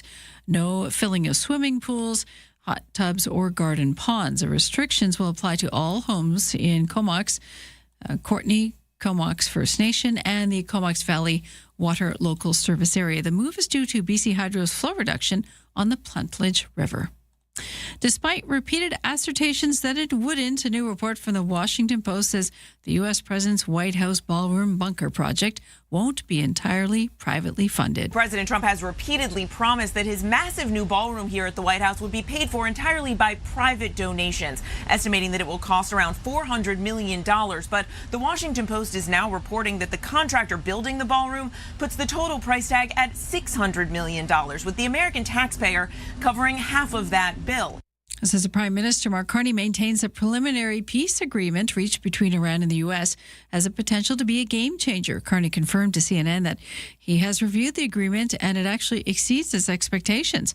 Speaking to reporters at the G7 summit, the Prime Minister urged that his memorandum of understanding creates a possibility of establishing lasting peace in the region. Yes, there are risks.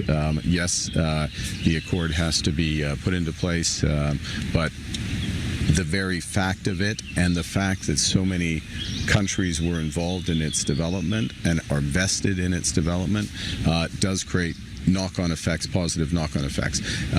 And that's what I believe. And, of course, Canada will do what we can to support the realization of those. Mark Carney also says there's no Canadian cash involved in this deal. That's your news at 7:35.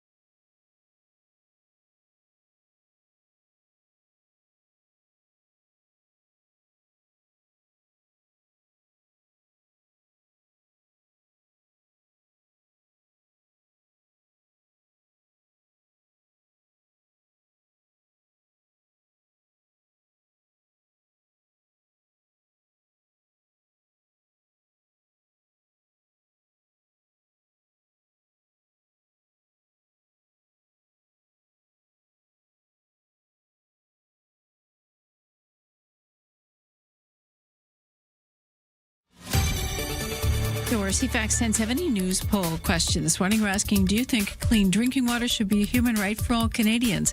Over 80% say yes. You can vote now at CFAX1070.com, also on the iHeartRadio app.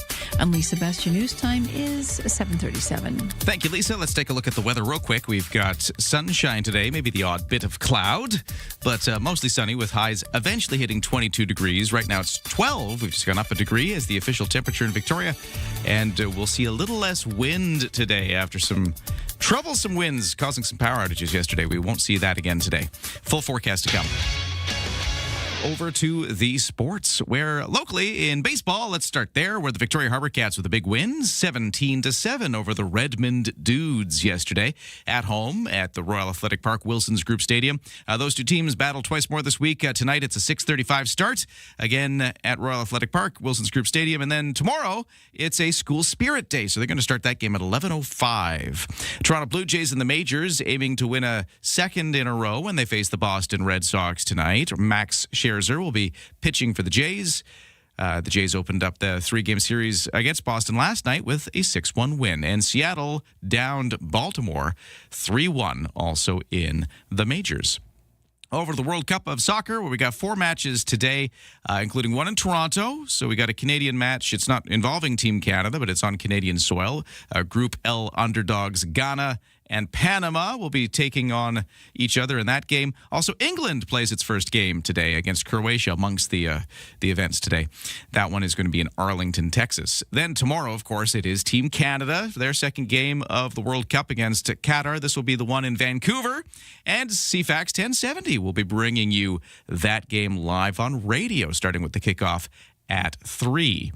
Yesterday, amongst the highlights, we saw Lionel Messi, one of the biggest names in soccer, scoring 3 times to tie the World Cup's all-time scoring record. So he now has 16 goals at various World Cups, if you spread them all out, and he got 3 of them yesterday as Argentina blanked Algeria 3-0. Also, Erling Haaland scored twice in his World Cup debut as Norway overpowered Iraq 4-1.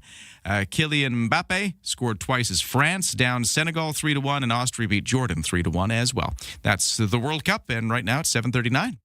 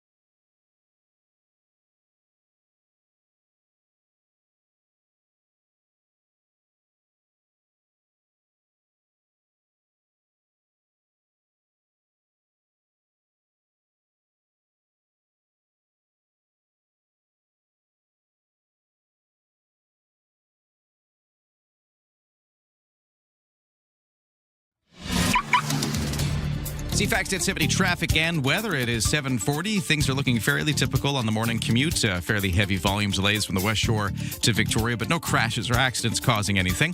Lots of road work to tell you about. We got the Cook Street problems. Southbound between Hillside and Bay still closed for pouring the concrete for those bike lanes.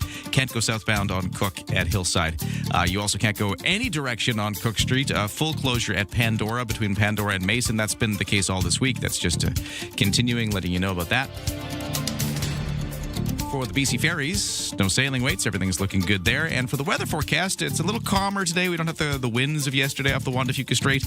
Mainly sunny day with temperatures up to 22. Still a little breezy and cooler by the water, but just not quite as... the winds won't be nearly as exciting. Hopefully no power outages and all that stuff that was happening yesterday. Clear skies tonight, lows down to 11. Then sunshine tomorrow, highs of 25. Again, cooler by the water. Same story for Friday. Mix of sun and cloud with highs of the mid-20s, cooler by the water. And then we stay with sunshine and temperatures into the mid-20s for the weekend. Right now in Victoria, I mentioned that 12 degrees was the temperature, give or take a couple, and that's kind of what we're seeing out there. We've got 15 degrees at Brentwood Bay right now, and we've got 12 degrees in Oak Bay by the water. On the markets, S&P TSX in Toronto up 140 this hour to 35,529. The Dow in New York is up 218 to 52,218. NASDAQ is up 104 to 26,480. Canadian dollar at 71.4 cents US, which is basically where it was yesterday. So I think, in theory, down a fraction of a cent, but pretty much where it was. Don't attempt your morning commute without us. Ryan and Lisa, mornings on CFAX 1070. We want you to scat for Jazz Fest tickets. That's going to be coming up just after the 8 o'clock news, Lisa. Another listener performing for us their own freestyle scat. Very nice. The first one, hit it out of the park. Oh, amazing. Great winner yesterday. Setting the bar high. And just as a reminder, this is Burton Cummings doing an example of what we're talking about. She's come undone.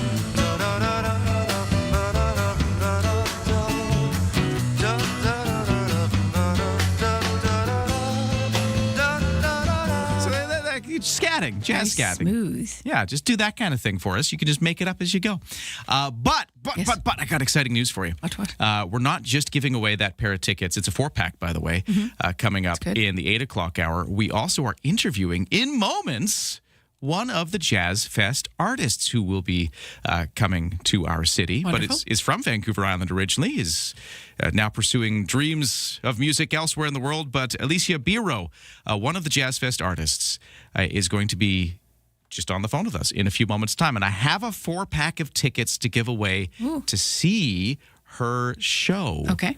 So we're going to get to that in just a few moments. So we'll take your call right after the interview. So just get ready. I'm going to give you the number, 250-386-1161.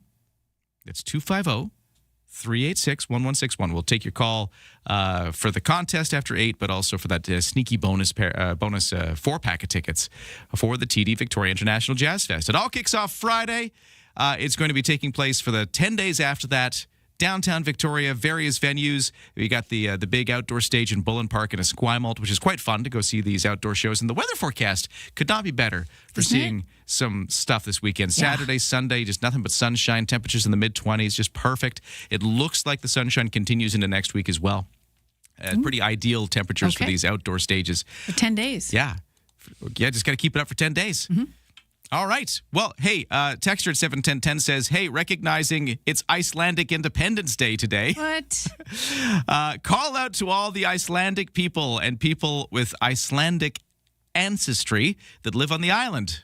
The only Iceland I know, the only word is Íslendingadagurinn, which is the Icelandic festival held in Gimli, Manitoba every year. Can you say that again? Because it was so nice. Íslendingadagurinn. Oh, I like that. I think I have that right because it's been many years since I've actually had to say it. But phenomenal country. If you've never been to Iceland, we have Rocky Mountains and we have nature. Their nature is on steroids. Well, they look like a moonscape sometimes, like you're on a different planet. But it looks like that, but that's always seems to be the photography, but it's so vastly different. And they have 130 active volcanoes. Not going off, thankfully. Well, we have had, incidents recently, but phenomenal people. Just an incredible place to visit. Summer is vastly different from winter, of course, and I've never seen so many shades of green. Oh, the only thing that rivals it is Ireland, and of course here in Victoria. Wow. Okay. Icelandic Independence Day today, according to our texter at 71010. What's happening in the news? Here's Lisa at 7:45. A report is in on North Saanach's spot on the BC housing list, or lack of. The municipality apparently well below its first housing target of 60 new units, only delivering a dozen. An independent external advisor was brought in by the province to review the districts of North Saanich land use planning and housing policies. The final report, which was provided to North Saanich yesterday, includes 19 policy and planning recommendations. A strike by municipal workers in Colwood apparently narrowly averted. The city posted on the website it has reached a tentative deal with the CUPE, Local 374. Jason Johnson, a spokesperson for the union, says the deal recognizes the important contributions of employees and supports their health and well-being, as well as helping residents and businesses who rely on the services. Details of the tentative agreement will be released once the whole shebang is ratified. Langford continues its move towards municipality-contracted curbside garbage collection service. Council is proposing a new system where Langford wouldn't operate collection itself. It wouldn't be funded by property taxes. Rather, the city would seek a request for proposals from a private sector to provide the service and bill households directly for it. The City of Colwood also participating alongside with Langford in the upcoming process to gather information about options for all residents. In its news release, it's in the early stages. No final decisions made yet, and no service provider has been selected, so it's early days for this project. That's your news to 747. Well, her bio says this 26-year-old was raised in the wilds of Vancouver Island. We're talking about Alicia Biro, who is a singer, songwriter, pianist, one of the jazz musicians coming to Victoria for the TD Victoria International Jazz Fest. Her show, by the way, is this Sunday at Studio 919. You can go. Tickets are on sale now, but you can also win some tickets right after we chat with her next. So stand by for that. She's joining the program. We'll do our traffic and weather as well. So if you got a problem out there, is there something causing you trouble on your commute? Let us know so we can warn everybody else at 71010. Developing political story, a big doozy. Vashi Capellos. What started as a dull day is anything but. The top newsmakers. Your go-to political debrief. Daily. What is really going on? The breaking news. Just moments ago. And the entertaining analysis and debate to follow. I don't think you can sugarcoat it. It's an issue. It's not true, guys. Yeah. Vashi Capellos. There is a greater plan here. Vashi Capellos. Weekdays 9 a.m. to 11. Bigger picture politically, which is on CFAX 1070.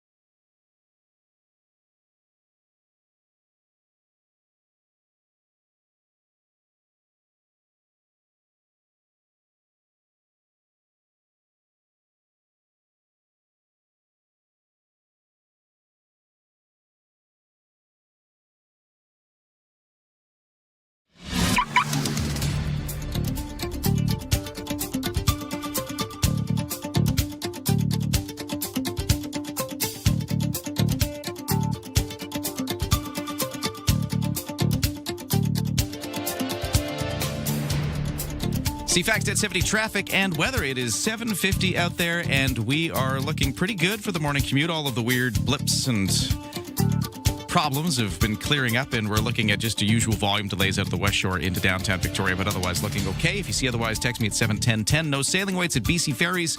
The 8 o'clock sailing is leaving in a few moments with lots of vehicle deck space left. The weather forecast is a little calmer than yesterday, despite being sunny and warm. There was all those troublesome winds yesterday. That's easing off. It'll be a little less windy today. Still breezy by the water, a little cooler by the water, but just nothing as exciting as yesterday. Highs of 22, cooler by the water is the picture for today. Clear skies tonight, lows to 11. Tomorrow, sunshine, highs of 25, a little cooler by the water. Friday, Saturday, and Sunday, all looking sunny with temperatures into the mid-20s. Thanks for starting your day with us. Ryan and Lisa, mornings on CFAX 1070. Well, let's talk about Jazz Fest coming up next. And one of the great artists who will be coming to Victoria on Sunday night is Alicia Biro.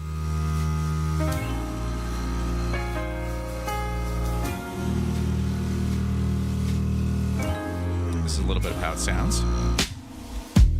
Feel it creeping, all your overthinking. Forget to breathe. Take air in deep, living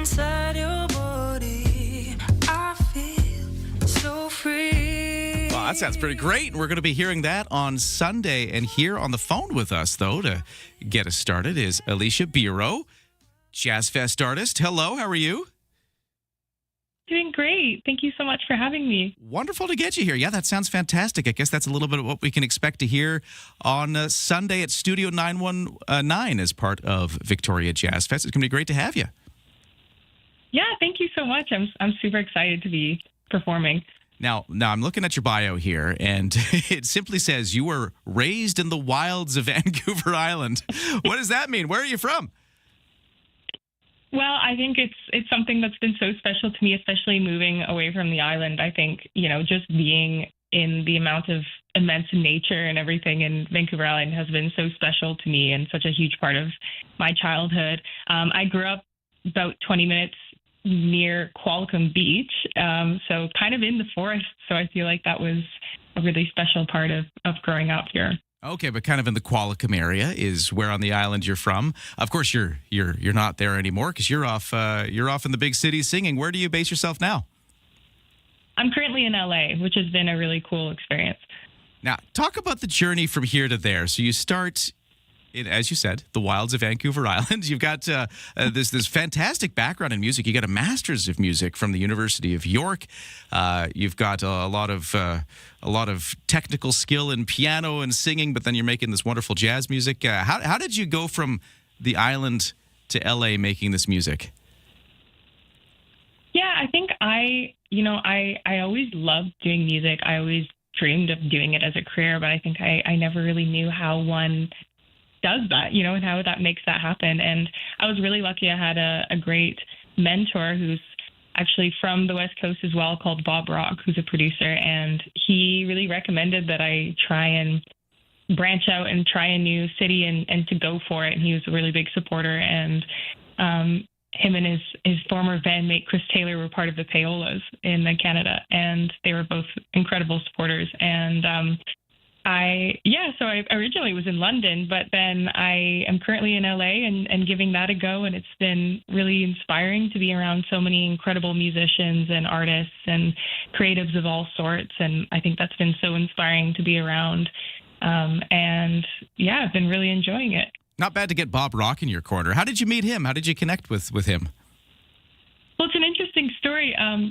Chris Taylor, who was the drummer in the Payolas, I used to teach his son and piano, and when I was I think about 18, and so we ended up becoming quite good friends. And he asked if I had any music that I written. He asked if I was a writer, and I was like, "Oh, sure, I'll send you some things." And I always laughed that I never noticed the platinum record on the wall that was in their house, but he kind of said, "Oh, I think you're really cool. I'd love to send it to a friend," who ended up being Bob Rock, and both of them have just been were huge parts of supporting me and helping me in my writing early on, and just encouraging me to improve and keep working on honing my craft and everything. And both wonderful people. And was that the kind of breakout moment? So you give the stuff to Bob Rock, did he kind of connect you with the right people, and next thing you know, you're making it? Or what was that step from being the piano teacher on Vancouver Island to kind of getting your first breakout?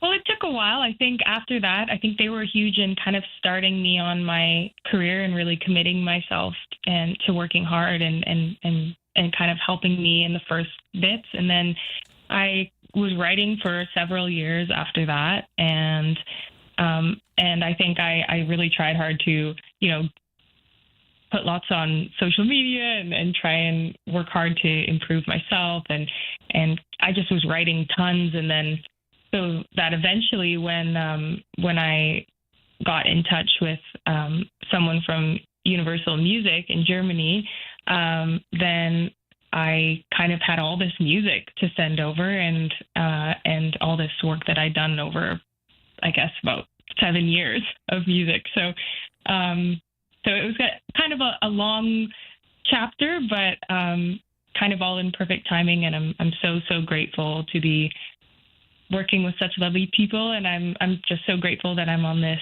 this tour now in Canada. I can't wait. Well, it's so nice to have you back on the island as well. Lisa, we have a contest going where in order to win Jazz Fest tickets and tickets to your show as well, we're having our listeners scat, right? And Incredible. So I understand that maybe first thing in the morning with your chops, you might want to rest your vocal cords. But what is the knack to scatting and what's the joy of it? I love this. It's so fun I think that having your voice as an instrument is such an amazing thing because it's so personal and it's something that, obviously you're born with. And it's so I think being able to use it as an instrument and improvise with, vocally, I think is such a fun thing to do. And I think everyone should try because it's just improvisation. And I think that's such a beautiful language. So, well, we're going to get people to call in and try just after the 8 o'clock news, sports, weather, and traffic to win tickets to a show. But we do have tickets to give away to your show right now. And we're not going to make people work too hard for this one. This is kind of a freebie. We're going to take a caller at 250-386-1161 in just a few moments. And but we'll let you pick the number. Caller number what? Pick a number between 1 and 10. Oh, let's say caller number 3. Caller number 3, in just a few moments, will win tickets to see your show, which is coming up this Sunday as part of TD Victoria International Jazz Fest at Studio 919. What do you want people to know about the show? Tell people about what's going to happen. Well, I'm really excited. It's my first time actually performing in Victoria, so bit of a hometown return after a couple of years. And there's going to be a lot of combinations of original music and some standards and everything between the jazz and singer-songwriter pop worlds. And my whole family's going to be there, so I'm very, very excited. Oh, great. That's so funny because I guess you left the island to go have your success, so now you get to come home in a completely different light. That's so cool. I love this story. Yeah, well, thank you. I'm very excited. Well, looking forward to seeing you. This, again, is Alicia Biro performing at Jazz Fest. You're running from nothing, babe. You're running from nothing, babe. You'll never know the way that the And you heard her. Caller number 3 right now gets 4 tickets to see her show on Sunday. And we've got another 4-pack of tickets to give away coming up right after the 8 o'clock news, sports, and weather. But that one you're going to have to work for. You're going to have to scat like the Jazz Cats. treat our souls tenderly. Shoulders release.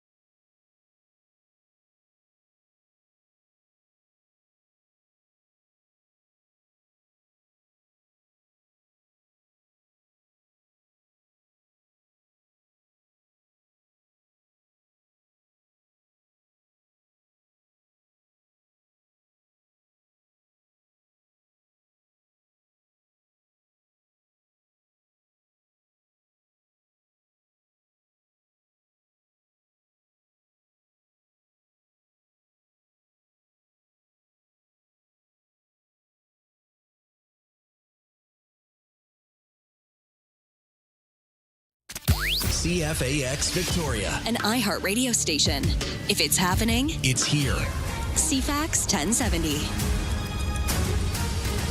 It's 8:01 on this Wednesday, June 17th, with some sunshine in store, a little less wind than yesterday.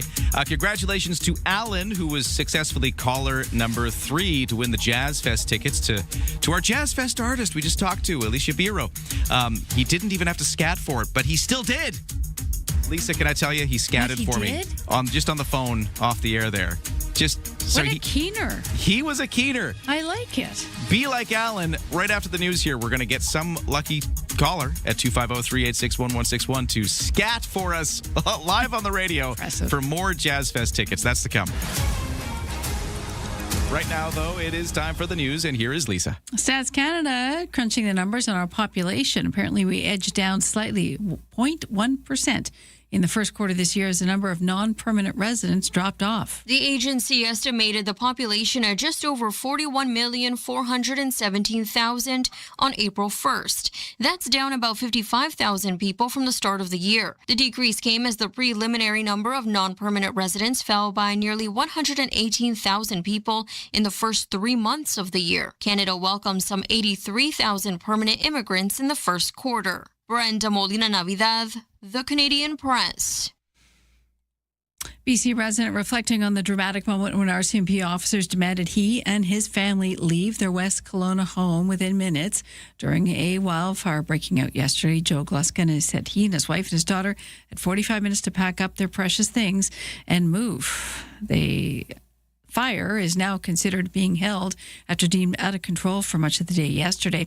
Glasgow recalls how his morning started before the evacuation order came down. My wife was more perceptive than I was. She said, that smells like a fire. I said, yeah, it's probably somebody barbecuing and they're burning the thing clear. And then, of course, I would go outside to do some gardening, and the smoke was quite intense at that time, but it was, of course, white smoke, and it was going up. And then I said, okay, that's the fire. Central Okanagan officials downgrading the evacuation order last night, but still more than 700 properties in West Kelowna remain under evacuation alert, so residents still need to be ready to leave at a moment's notice. The province providing an update on drought and wildfires across BC yesterday. David Campbell from the River Forecast Centre says we are much drier than normal heading into the summer months. We're coming into the drought season with a number of factors that are elevating our drought hazard. That low snowpack, early snow melt, the dry spring that we've seen so far, and that projection of a hot and dry summer moving forward. We see elevated concerns in some of the areas, particularly that these factors are most prevalent in the south and south interior, central interior, and areas on the south coast and Vancouver Island. No new wildfires on Vancouver Island in the last 48 hours. There are 14 active wildfires burning province-wide, according to the BC Wildfire Dashboard this hour. 5 new fires starting in the last 24 hours. Stage 3 water restrictions are coming to the Comox Valley Regional District next week. That means, among other things, no lawn watering at any time on any day. Speaking of water, the Transportation Safety Board is recommending Ottawa take a closer look at uncertified vessels. This after the Titan submersible imploded on descent to the Titanic nearly 3 years ago. It will be 3 years ago tomorrow. The board releasing a report today examining the disaster that killed all 5 on board. The report says Transport Canada knew the Titan was operating out of St. John's, Newfoundland, with support from Canadian vessels. However, it said that the department did not provide oversight of the Titan's operations. The safety board recommends the department come up with a plan to determine whether the uncertified vessel poses a safety risk and then monitor these vessels more closely. That's your news to 8:05.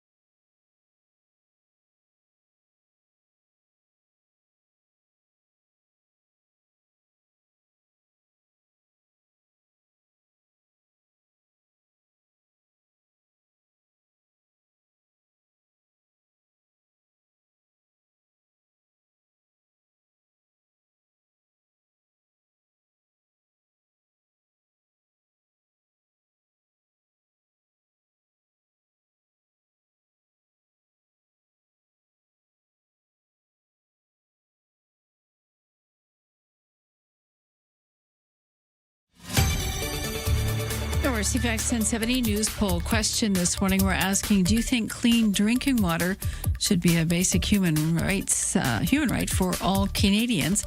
Well, over 80% say yes, that's a good idea.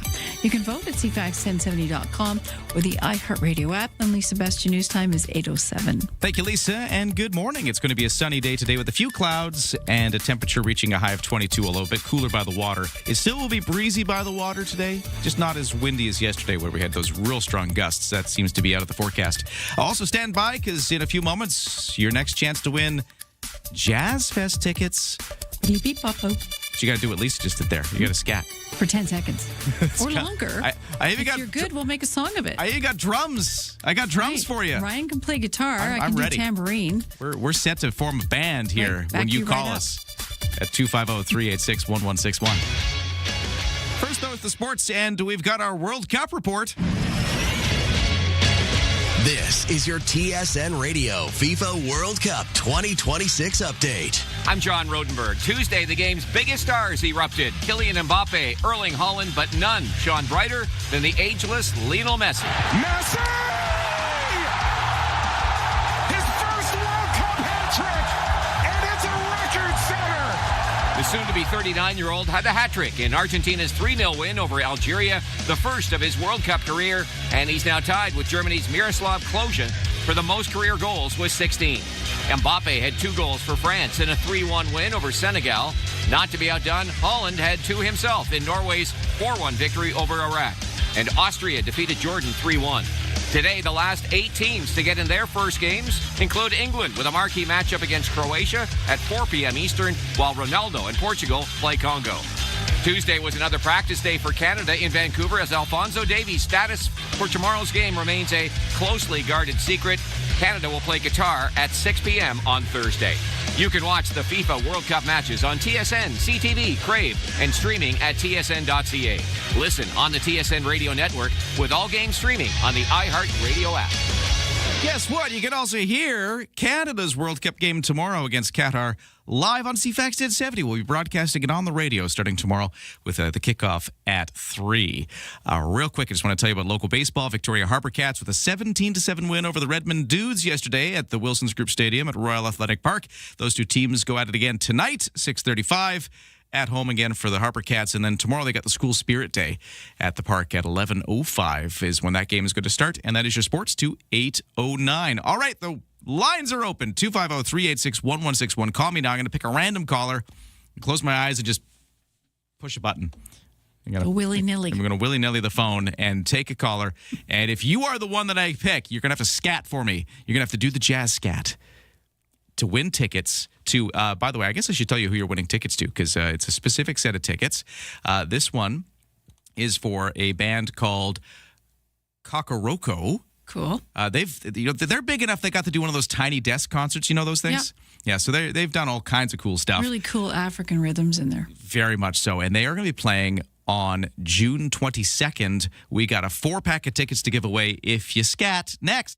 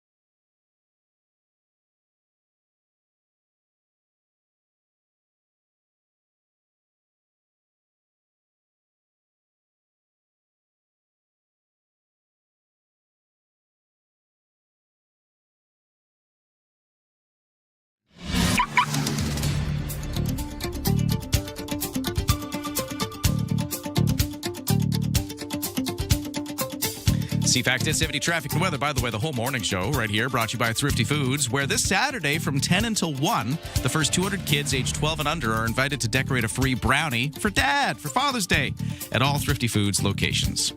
What's going on the roads? Well, you tell me at 7:10:10 if you see a problem out there, crash, accident, other delays. Right now it's just kind of usual construction stuff. Cook Street still a mess. Southbound at Hillside to Bay closed. Full closure. Cook Street at Pandora. It's the same as it's been all week, just sort of throwing those reminders out again. No specific collisions or other problems, though, at this time. And for the BC ferries, no sailing waits. 9 o'clock sailing has lots of room left for vehicles. And for the weather, less windy than yesterday.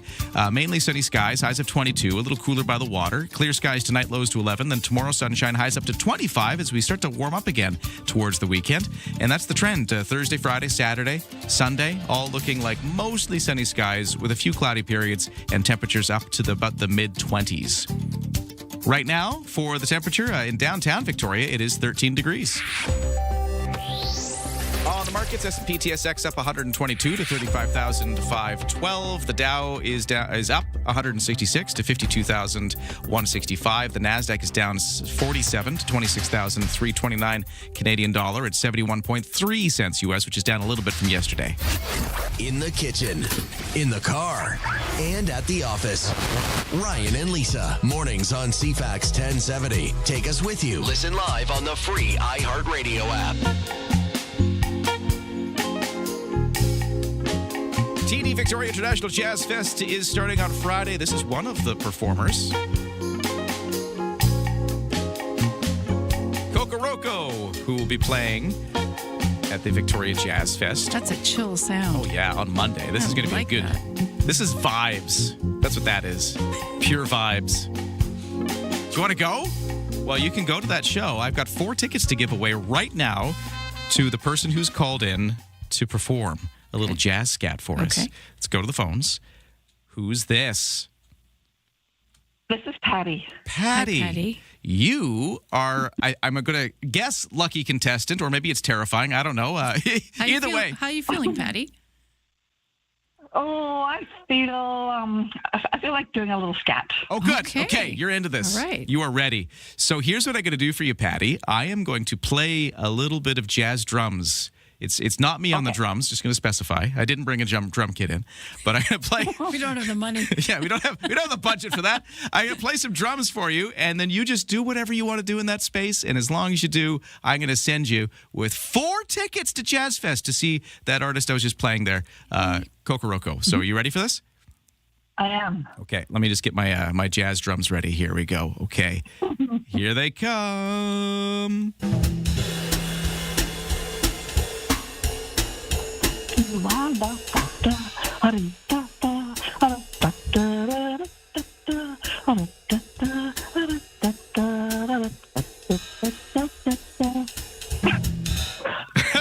Yes.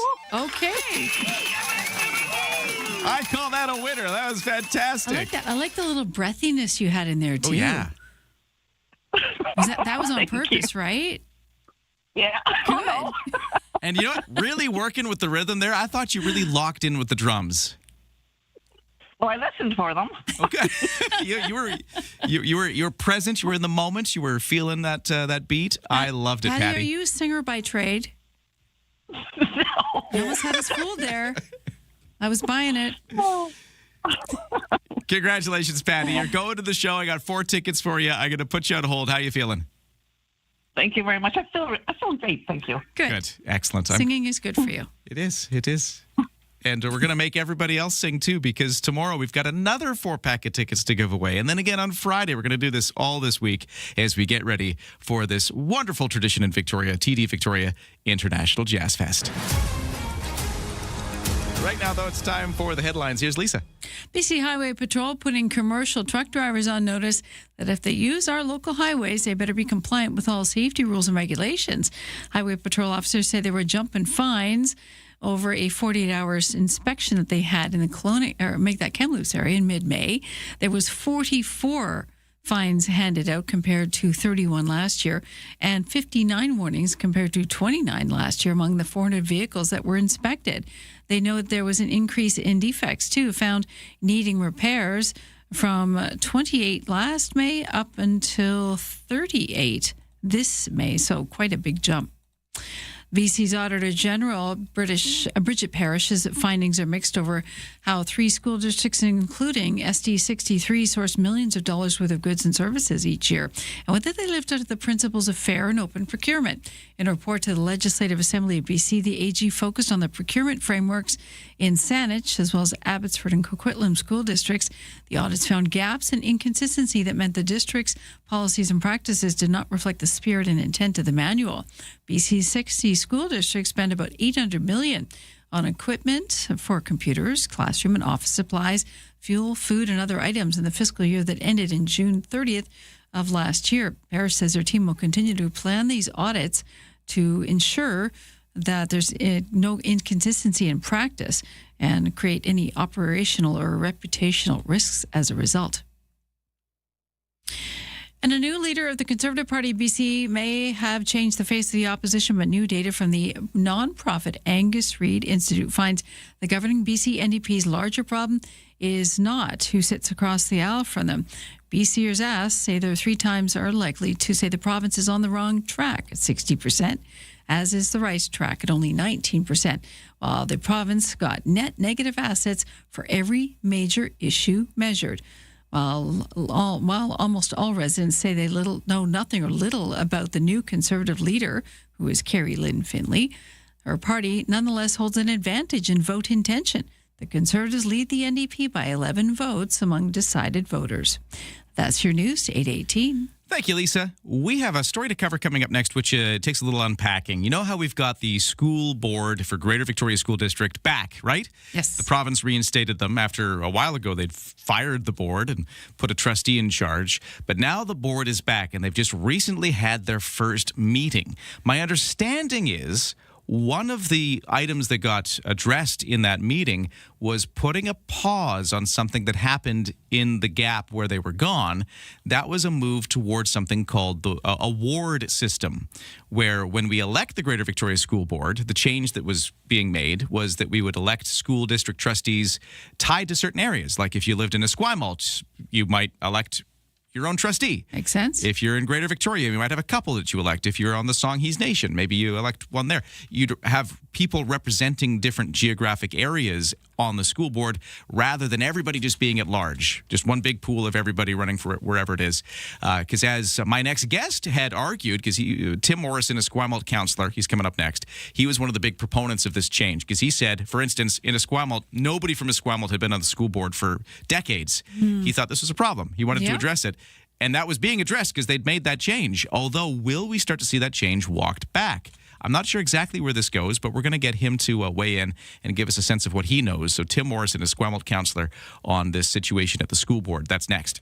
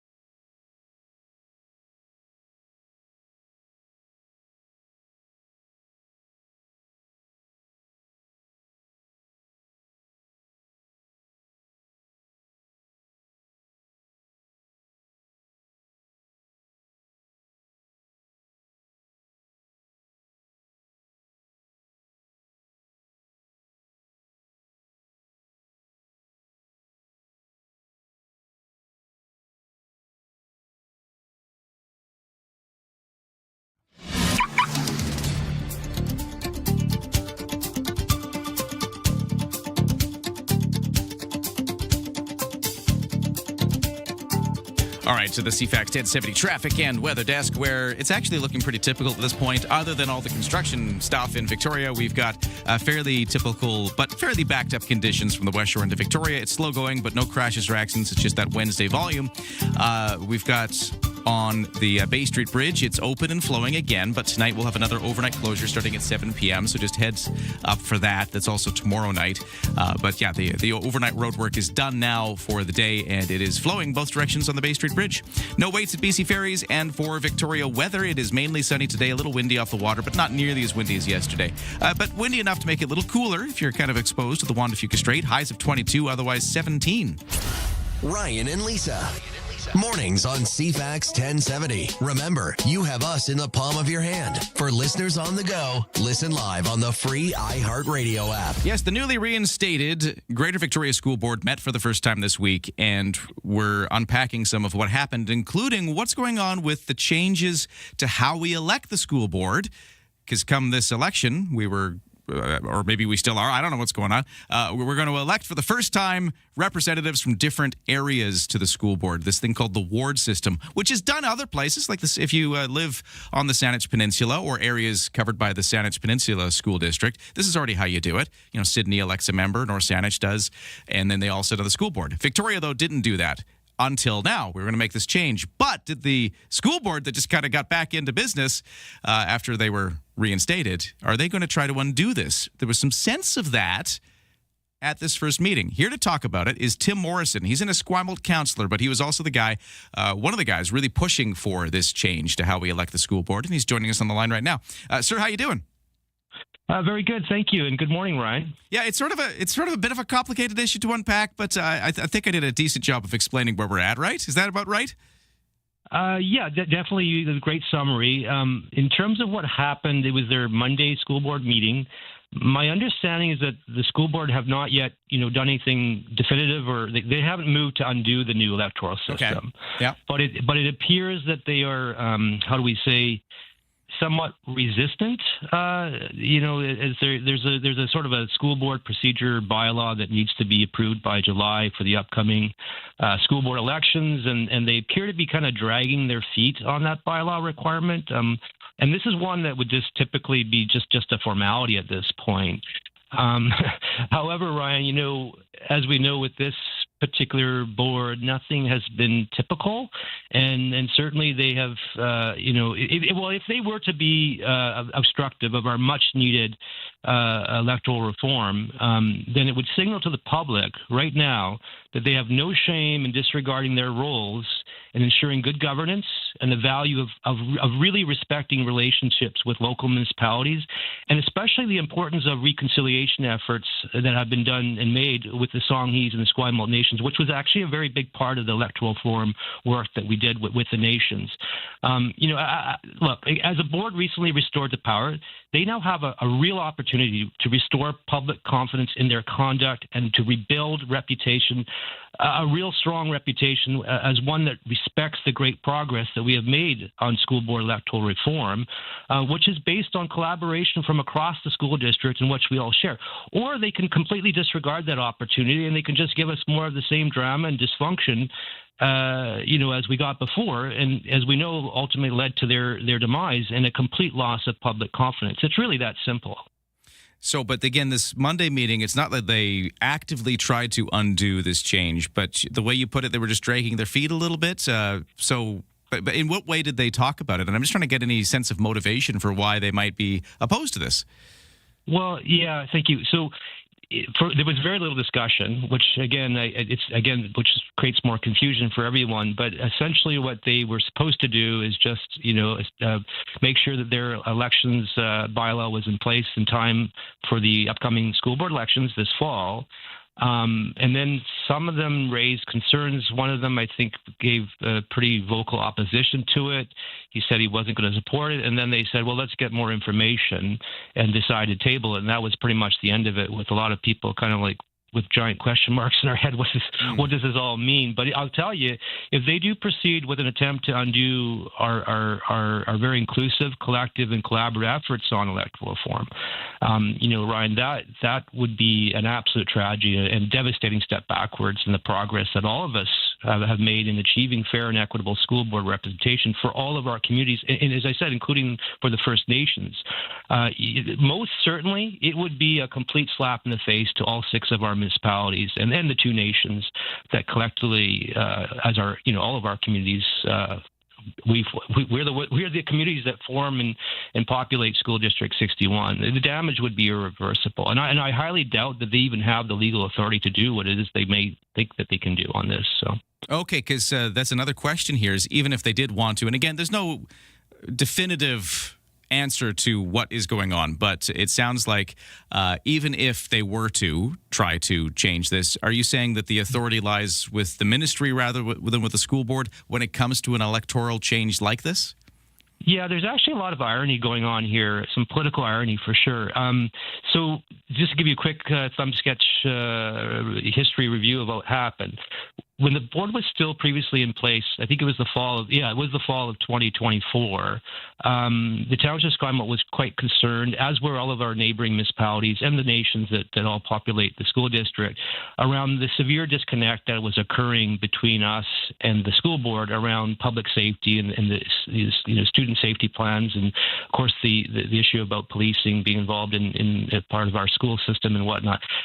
We don't need to review all that history, but what had happened at the time was that Township of Esquimalt, we reached out to the school board and said, let's have a conversation about the disconnect and let's look at representation and see how we can kind of work together on this to fix the problem that we have in terms of a disconnect.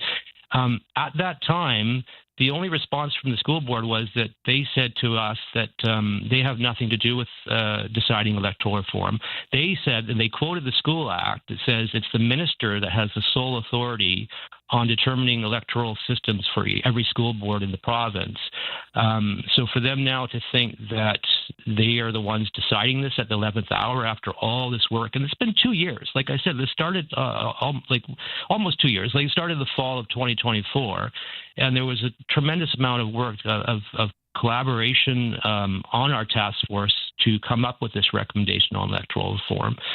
And they just want to kind of pretend that none of that ever happened. And they also seem to want to pretend that they never told us to begin with that we should be going to the Minister of Education to get this process done.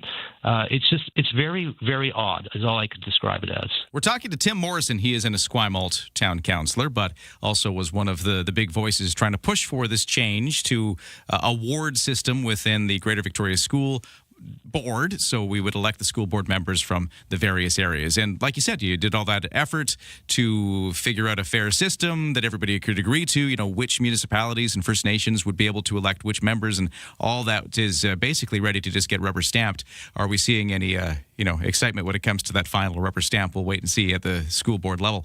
Tim Morrison, thank you so much for walking us through the issue, though. Much appreciated. Thank you, Ryan. Appreciate the time. Okay, we got to take a break. 8:30 news next on CFAX. CFAX 1070 is proud to support the 42nd TD Victoria International Jazz Fest. 10 hot days and nights of the coolest music in town. The longest running party on Vancouver Island brings you jazz, blues, funk, world, and more. Featuring free-to-attend outdoor performances, ticketed and cover charge shows, and free-to-attend workshops on stages across downtown Victoria and Esquimalt. The 42nd TD Victoria International Jazz Fest, June 19th to the 28th. Tickets on sale now. Details at cfax1070.com and on the iHeart Radio app.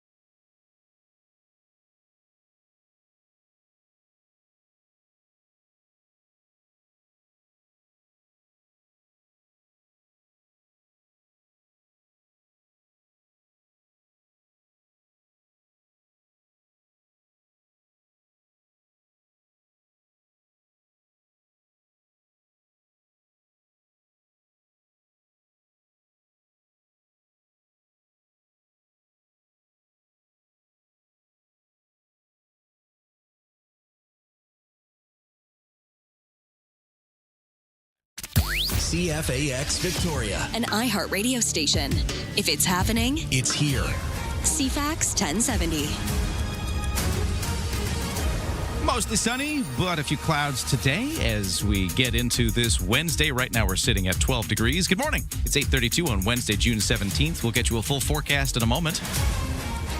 But right now the news begins, and here is Lisa Best. Good morning. June 30th, 13 days from now, marking 5 years since a wildfire killed 2 people, nearly wiping the village of Lytton off the map.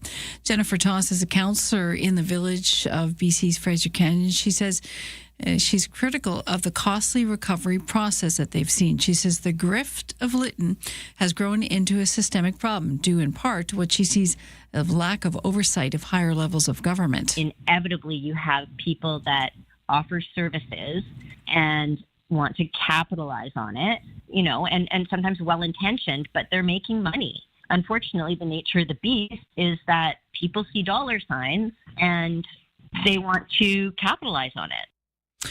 Thoughts is among several critics who contrast a roster of recovery staff have been costing in the range of $40,000 to $100,000 every month, what she sees as little progress on the ground. To the water, where the Transportation Safety Board of Canada is recommending Ottawa take a closer look at uncertified vessels. This after the Titan submersible imploded on a descent to the Titanic. It'll be 3 years ago tomorrow that happened. Here's Lisa Laporte. The board released a report Wednesday examining the disaster that killed all 5 people on board, including the chief executive of the company behind the voyage. The report says Transport Canada knew the Titan was operating out of St. John's, Newfoundland, with support from Canadian vessels. But it said the department didn't provide oversight of the Titan's operations. The Safety Board recommends the department come up with a plan on how to determine whether an uncertified vessel poses a safety risk and then monitor that vessel more closely. It says that Titan's carbon fiber hull was likely damaged with each dive it took to the site before finally imploding on June 18th, 2023. Immigration Minister Lena Dabb says having Canadian ancestor does not guarantee someone is eligible for Canadian citizenship. She says individuals must definitively prove their link to Canada at every generation and that genealogical websites are not enough. Canadian Post reporters asked her about those issues today in Ottawa. So for Canadian citizenship, we've been very clear from the beginning.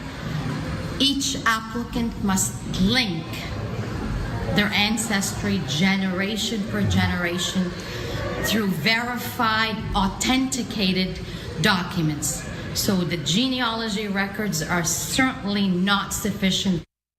People who receive citizenship certificates through Canada's Citizenship by Descent law want answers after an unknown number of them got requests from the federal government to surrender those said certificates now.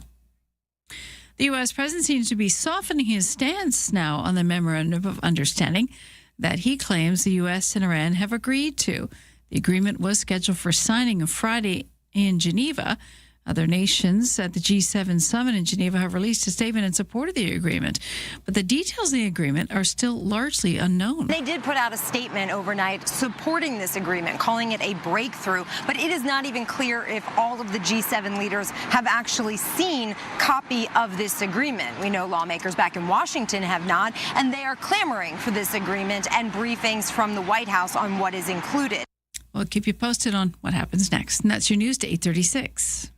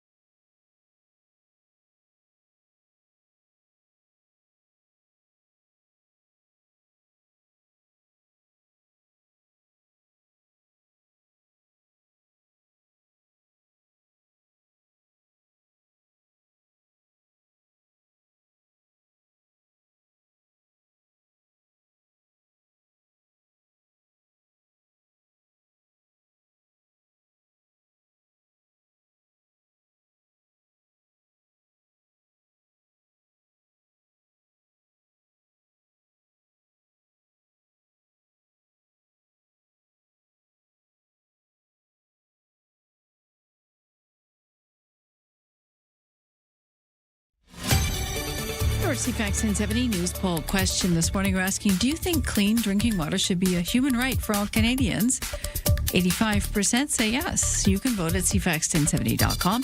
Also on the iHeartRadio app. I'm Lisa Best. Your news time is 8:37. Thank you, Lisa. We have some sun and cloud today, and we've got a temperature eventually to hit a high of 22 degrees, cooler by the water, and most importantly, a little less windy than yesterday after some power outages caused by those gusty winds yesterday. With any luck, that will not be a factor today. That's at least what the forecast is indicating. We'll get you the full sense of it in a moment. First over to the sports. Victoria Harbour Cats with a 17-7 win over the Redmond Dudes last night at Royal Athletic Park, Wilson's Group Stadium. Cats and Dudes face each other again tonight and then tomorrow morning.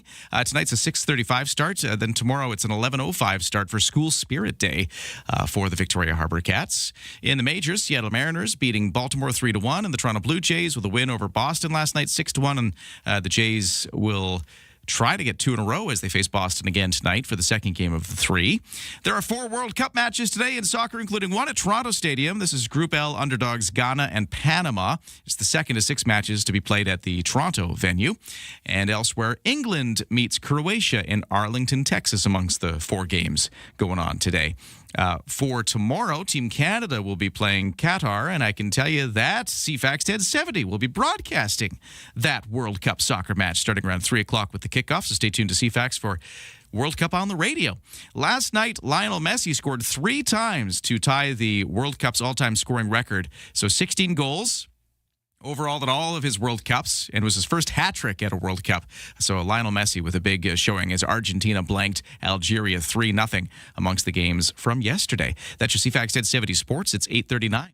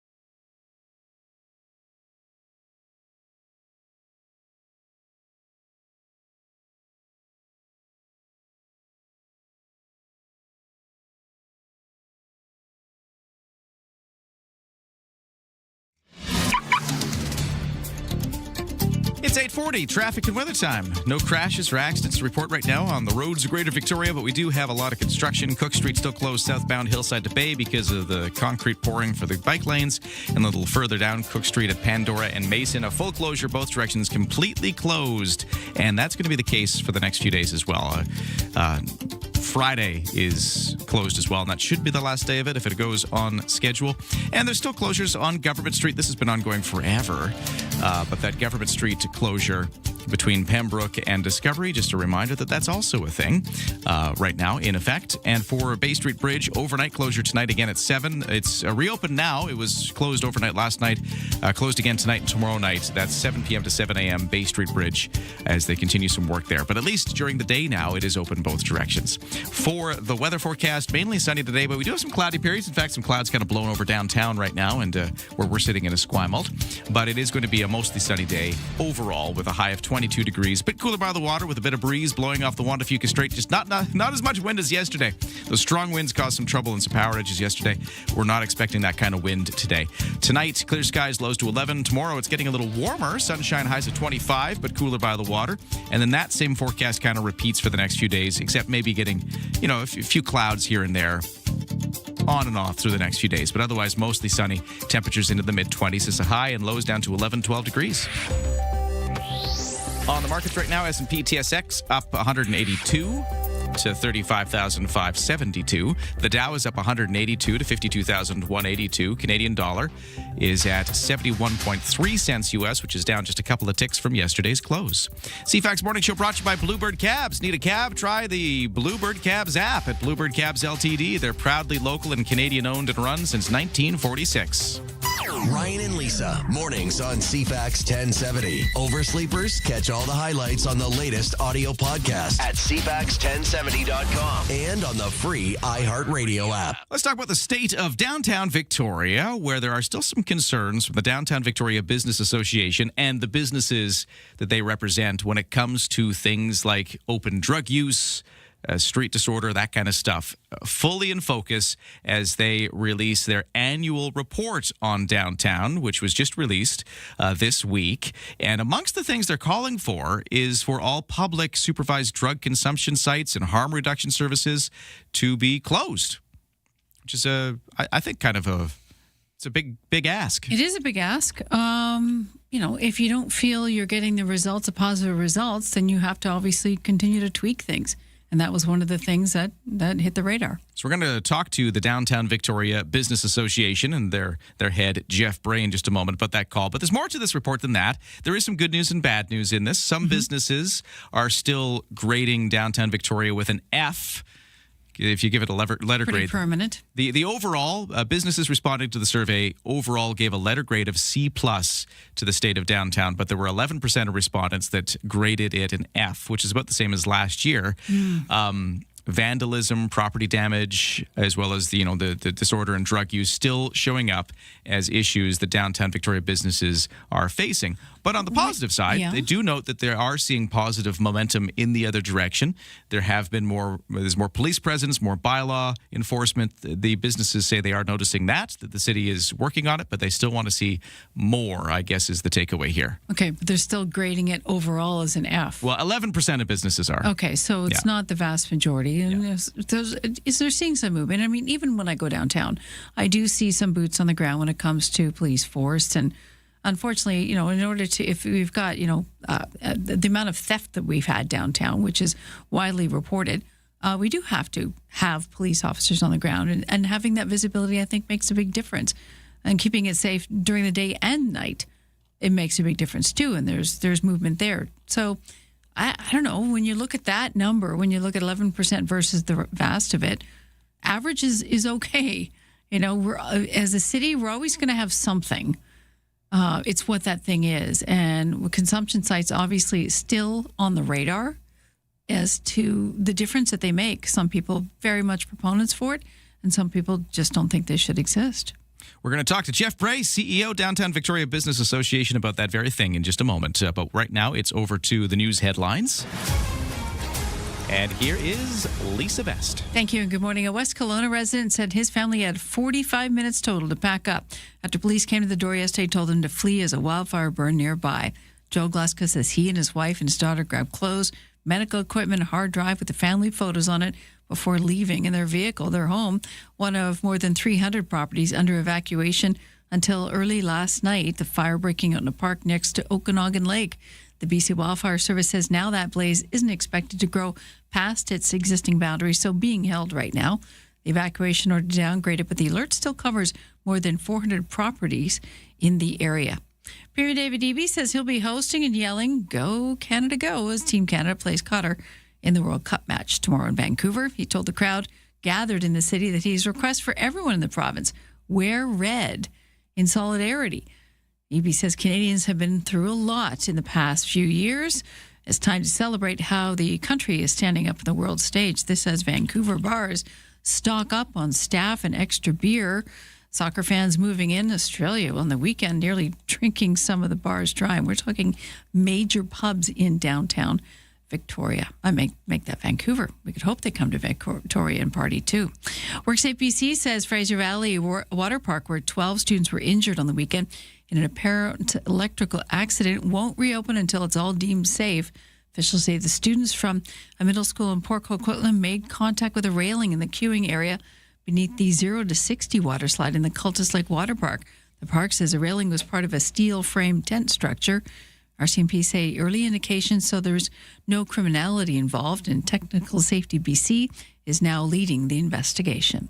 That's your news to 8:46. The state of downtown Victoria in focus next as we talk to Jeff Bray. We'll also do our traffic and weather. If you see a problem out there on the roads, let us know at 71010. Where the noise stops and the conversation begins. Hey, it's Friday. Welcome to the Graham Richardson Show. The stories that shaped your week aren't just headlines. They are the moments we live through and the decisions that change what comes next. Let's take a closer look at that together. It's national conversations. From major policy shifts to the fun, unexpected trends and friends everyone will be talking about. It is intelligent, unpredictable, and completely Canadian. Stay informed. Stay ahead. The Graham Richardson Show. Friday morning at 9 a.m. right here on CFAX 1070.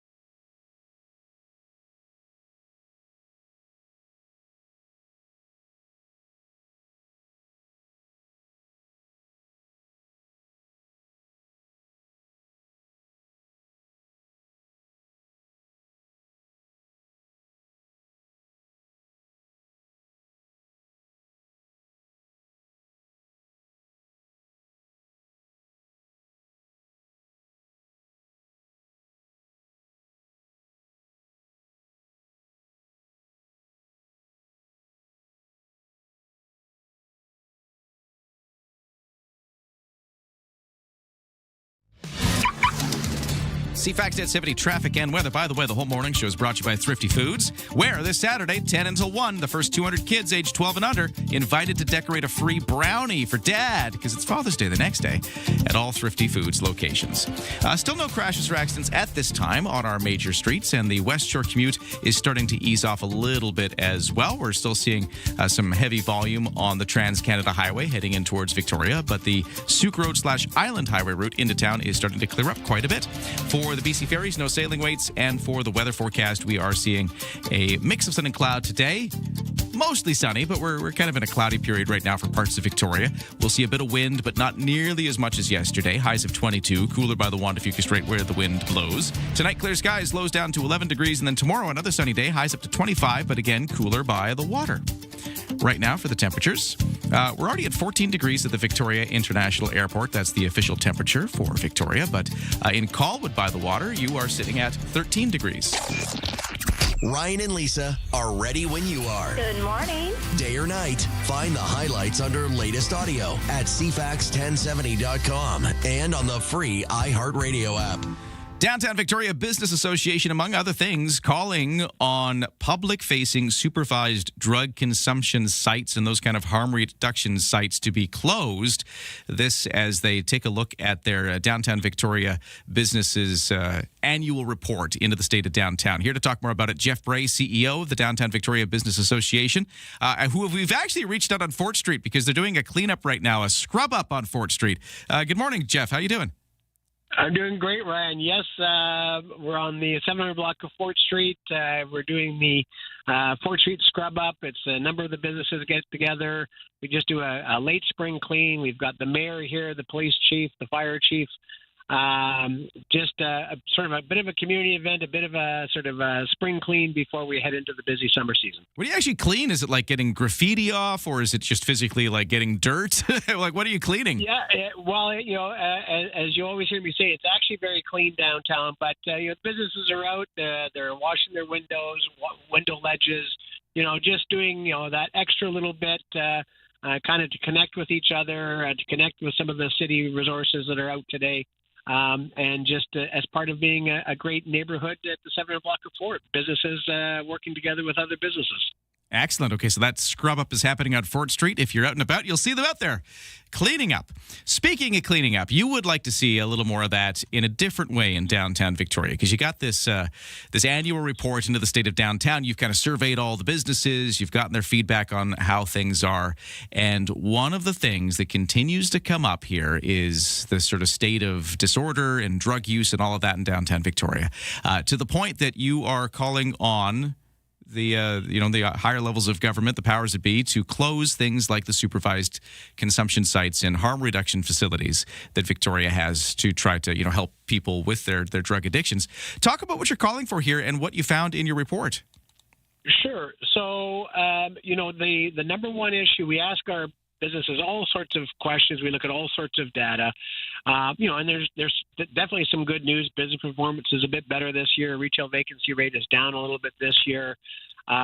People saw more police, more bylaw, which the city responded to from last year, that was positive. But the number one issue by a large margin that's negatively impacting the economic vitality of downtown, as identified by our businesses, was open drug use. And the open drug use happens here because this is where all the services that support that activity are happening. Now, to be clear, obviously our recommendation is controversial. We didn't say close them and that's it. We said we've had them here downtown. If it is not appropriate to have a supervised consumption site, which is a health service, in the hospital, if it's not appropriate there, then why is it appropriate to have them all concentrated in the downtown neighborhood where people live and work and play? And so we're saying, look, it is time for these to be moved out of the downtown core, spread around. They're still a necessary service, but we've done our share, and it's not fair that businesses and their employees face all of the ancillary challenges. It's not just people flailed out after smoking drugs. It's that they need to go and commit crimes in order to fund this activity, all concentrated down here. So that's really what we're calling for. The other thing, just to be clear, is we did very much differentiate the public-facing supervised consumption sites from those that operate within supportive housing units, which are only for residents, which do not cause the same problem at all. So, but we're saying downtown's done our chore. This is not a Victoria problem. This is a pan-Canadian problem. But it's time for the Island Health and the province to spread these services out so that our businesses and the residents, the 10,000 people who live down here, don't have to deal with it all themselves. And that's continuing, you said, to be one of the top concerns for businesses, is that open drug use and sort of that. It gives for people visiting downtown, it tends to give them a bit of an ick, and they don't necessarily want to be there. At least for some people, that's the case. But that was kind of the case last year as well. Have you seen improvement, though, despite the fact that you're still calling on this as a big problem? Is it at least going in a better direction than it was? Yes. So we've seen economic improvement, get a little stronger. We're seeing confidence of businesses improve a little bit. And many of our businesses said, look, last year the city added more police, more bylaws, sort of the things that they had control over, and we've seen improvement, or we feel like we're going to see improvement. So that was very, very positive. We'd also called on the federal government to bring in more bail reform. That piece of legislation just got royal assent in Parliament, and so we have stronger bail provisions. So again, we are seeing some positive things that are happening and are or will have a positive impact. What we haven't seen is from the province that's really done anything different since last year around mental health addictions. We still, have the same number of detox beds. We have a few more treatment beds, but, all of it's concentrated down here, and it's time for the province to step up. And I've said, look, get started. Doesn't have to be perfect, but there's ATCO trailers sitting up at Site C. Bring some of those down, second some health staff from other jurisdictions, and start providing detox and treatment. There are enough people who would voluntarily jump at the chance to get healthy that you don't even have to worry about finding them. They'll be right there. But the province needs to get on with it, and that's what our members are saying. And so, yes, it's a bit provocative. But it isn't that they shouldn't exist, is that they don't all need to be all within downtown. That's the call from the DVBA, reflecting the desire of members for the Downtown Victoria Business Association as they release their annual report. But, you know, I'm one of those glass half full weirdos here, Jeff, and I don't want to just talk about what this report found when it comes to, you know, the issues that are outstanding. It also found some good stuff. I mean, like, downtown Victoria is still a vibrant place to be, and there's a lot of good signs here in this report. Let's talk about let's end on the positive. What's going on here? Sure. Well, one of the things we did as an adjunct to this is we did a major public opinion poll with Mario Canseco and Research Co. That we released last week. And what it found is people outside of the core love downtown. They love the mix of, you know, restaurants, bars, retail. They love the events down here. They find it incredibly walkable. They even said we like the public transit options in getting downtown. So they said, we really love downtown. It is. So we're not coming downtown because we don't like it or there isn't things we want. We're not coming downtown as often because of a sense of safety and because the drivability, vehicle flow is becoming increasingly difficult.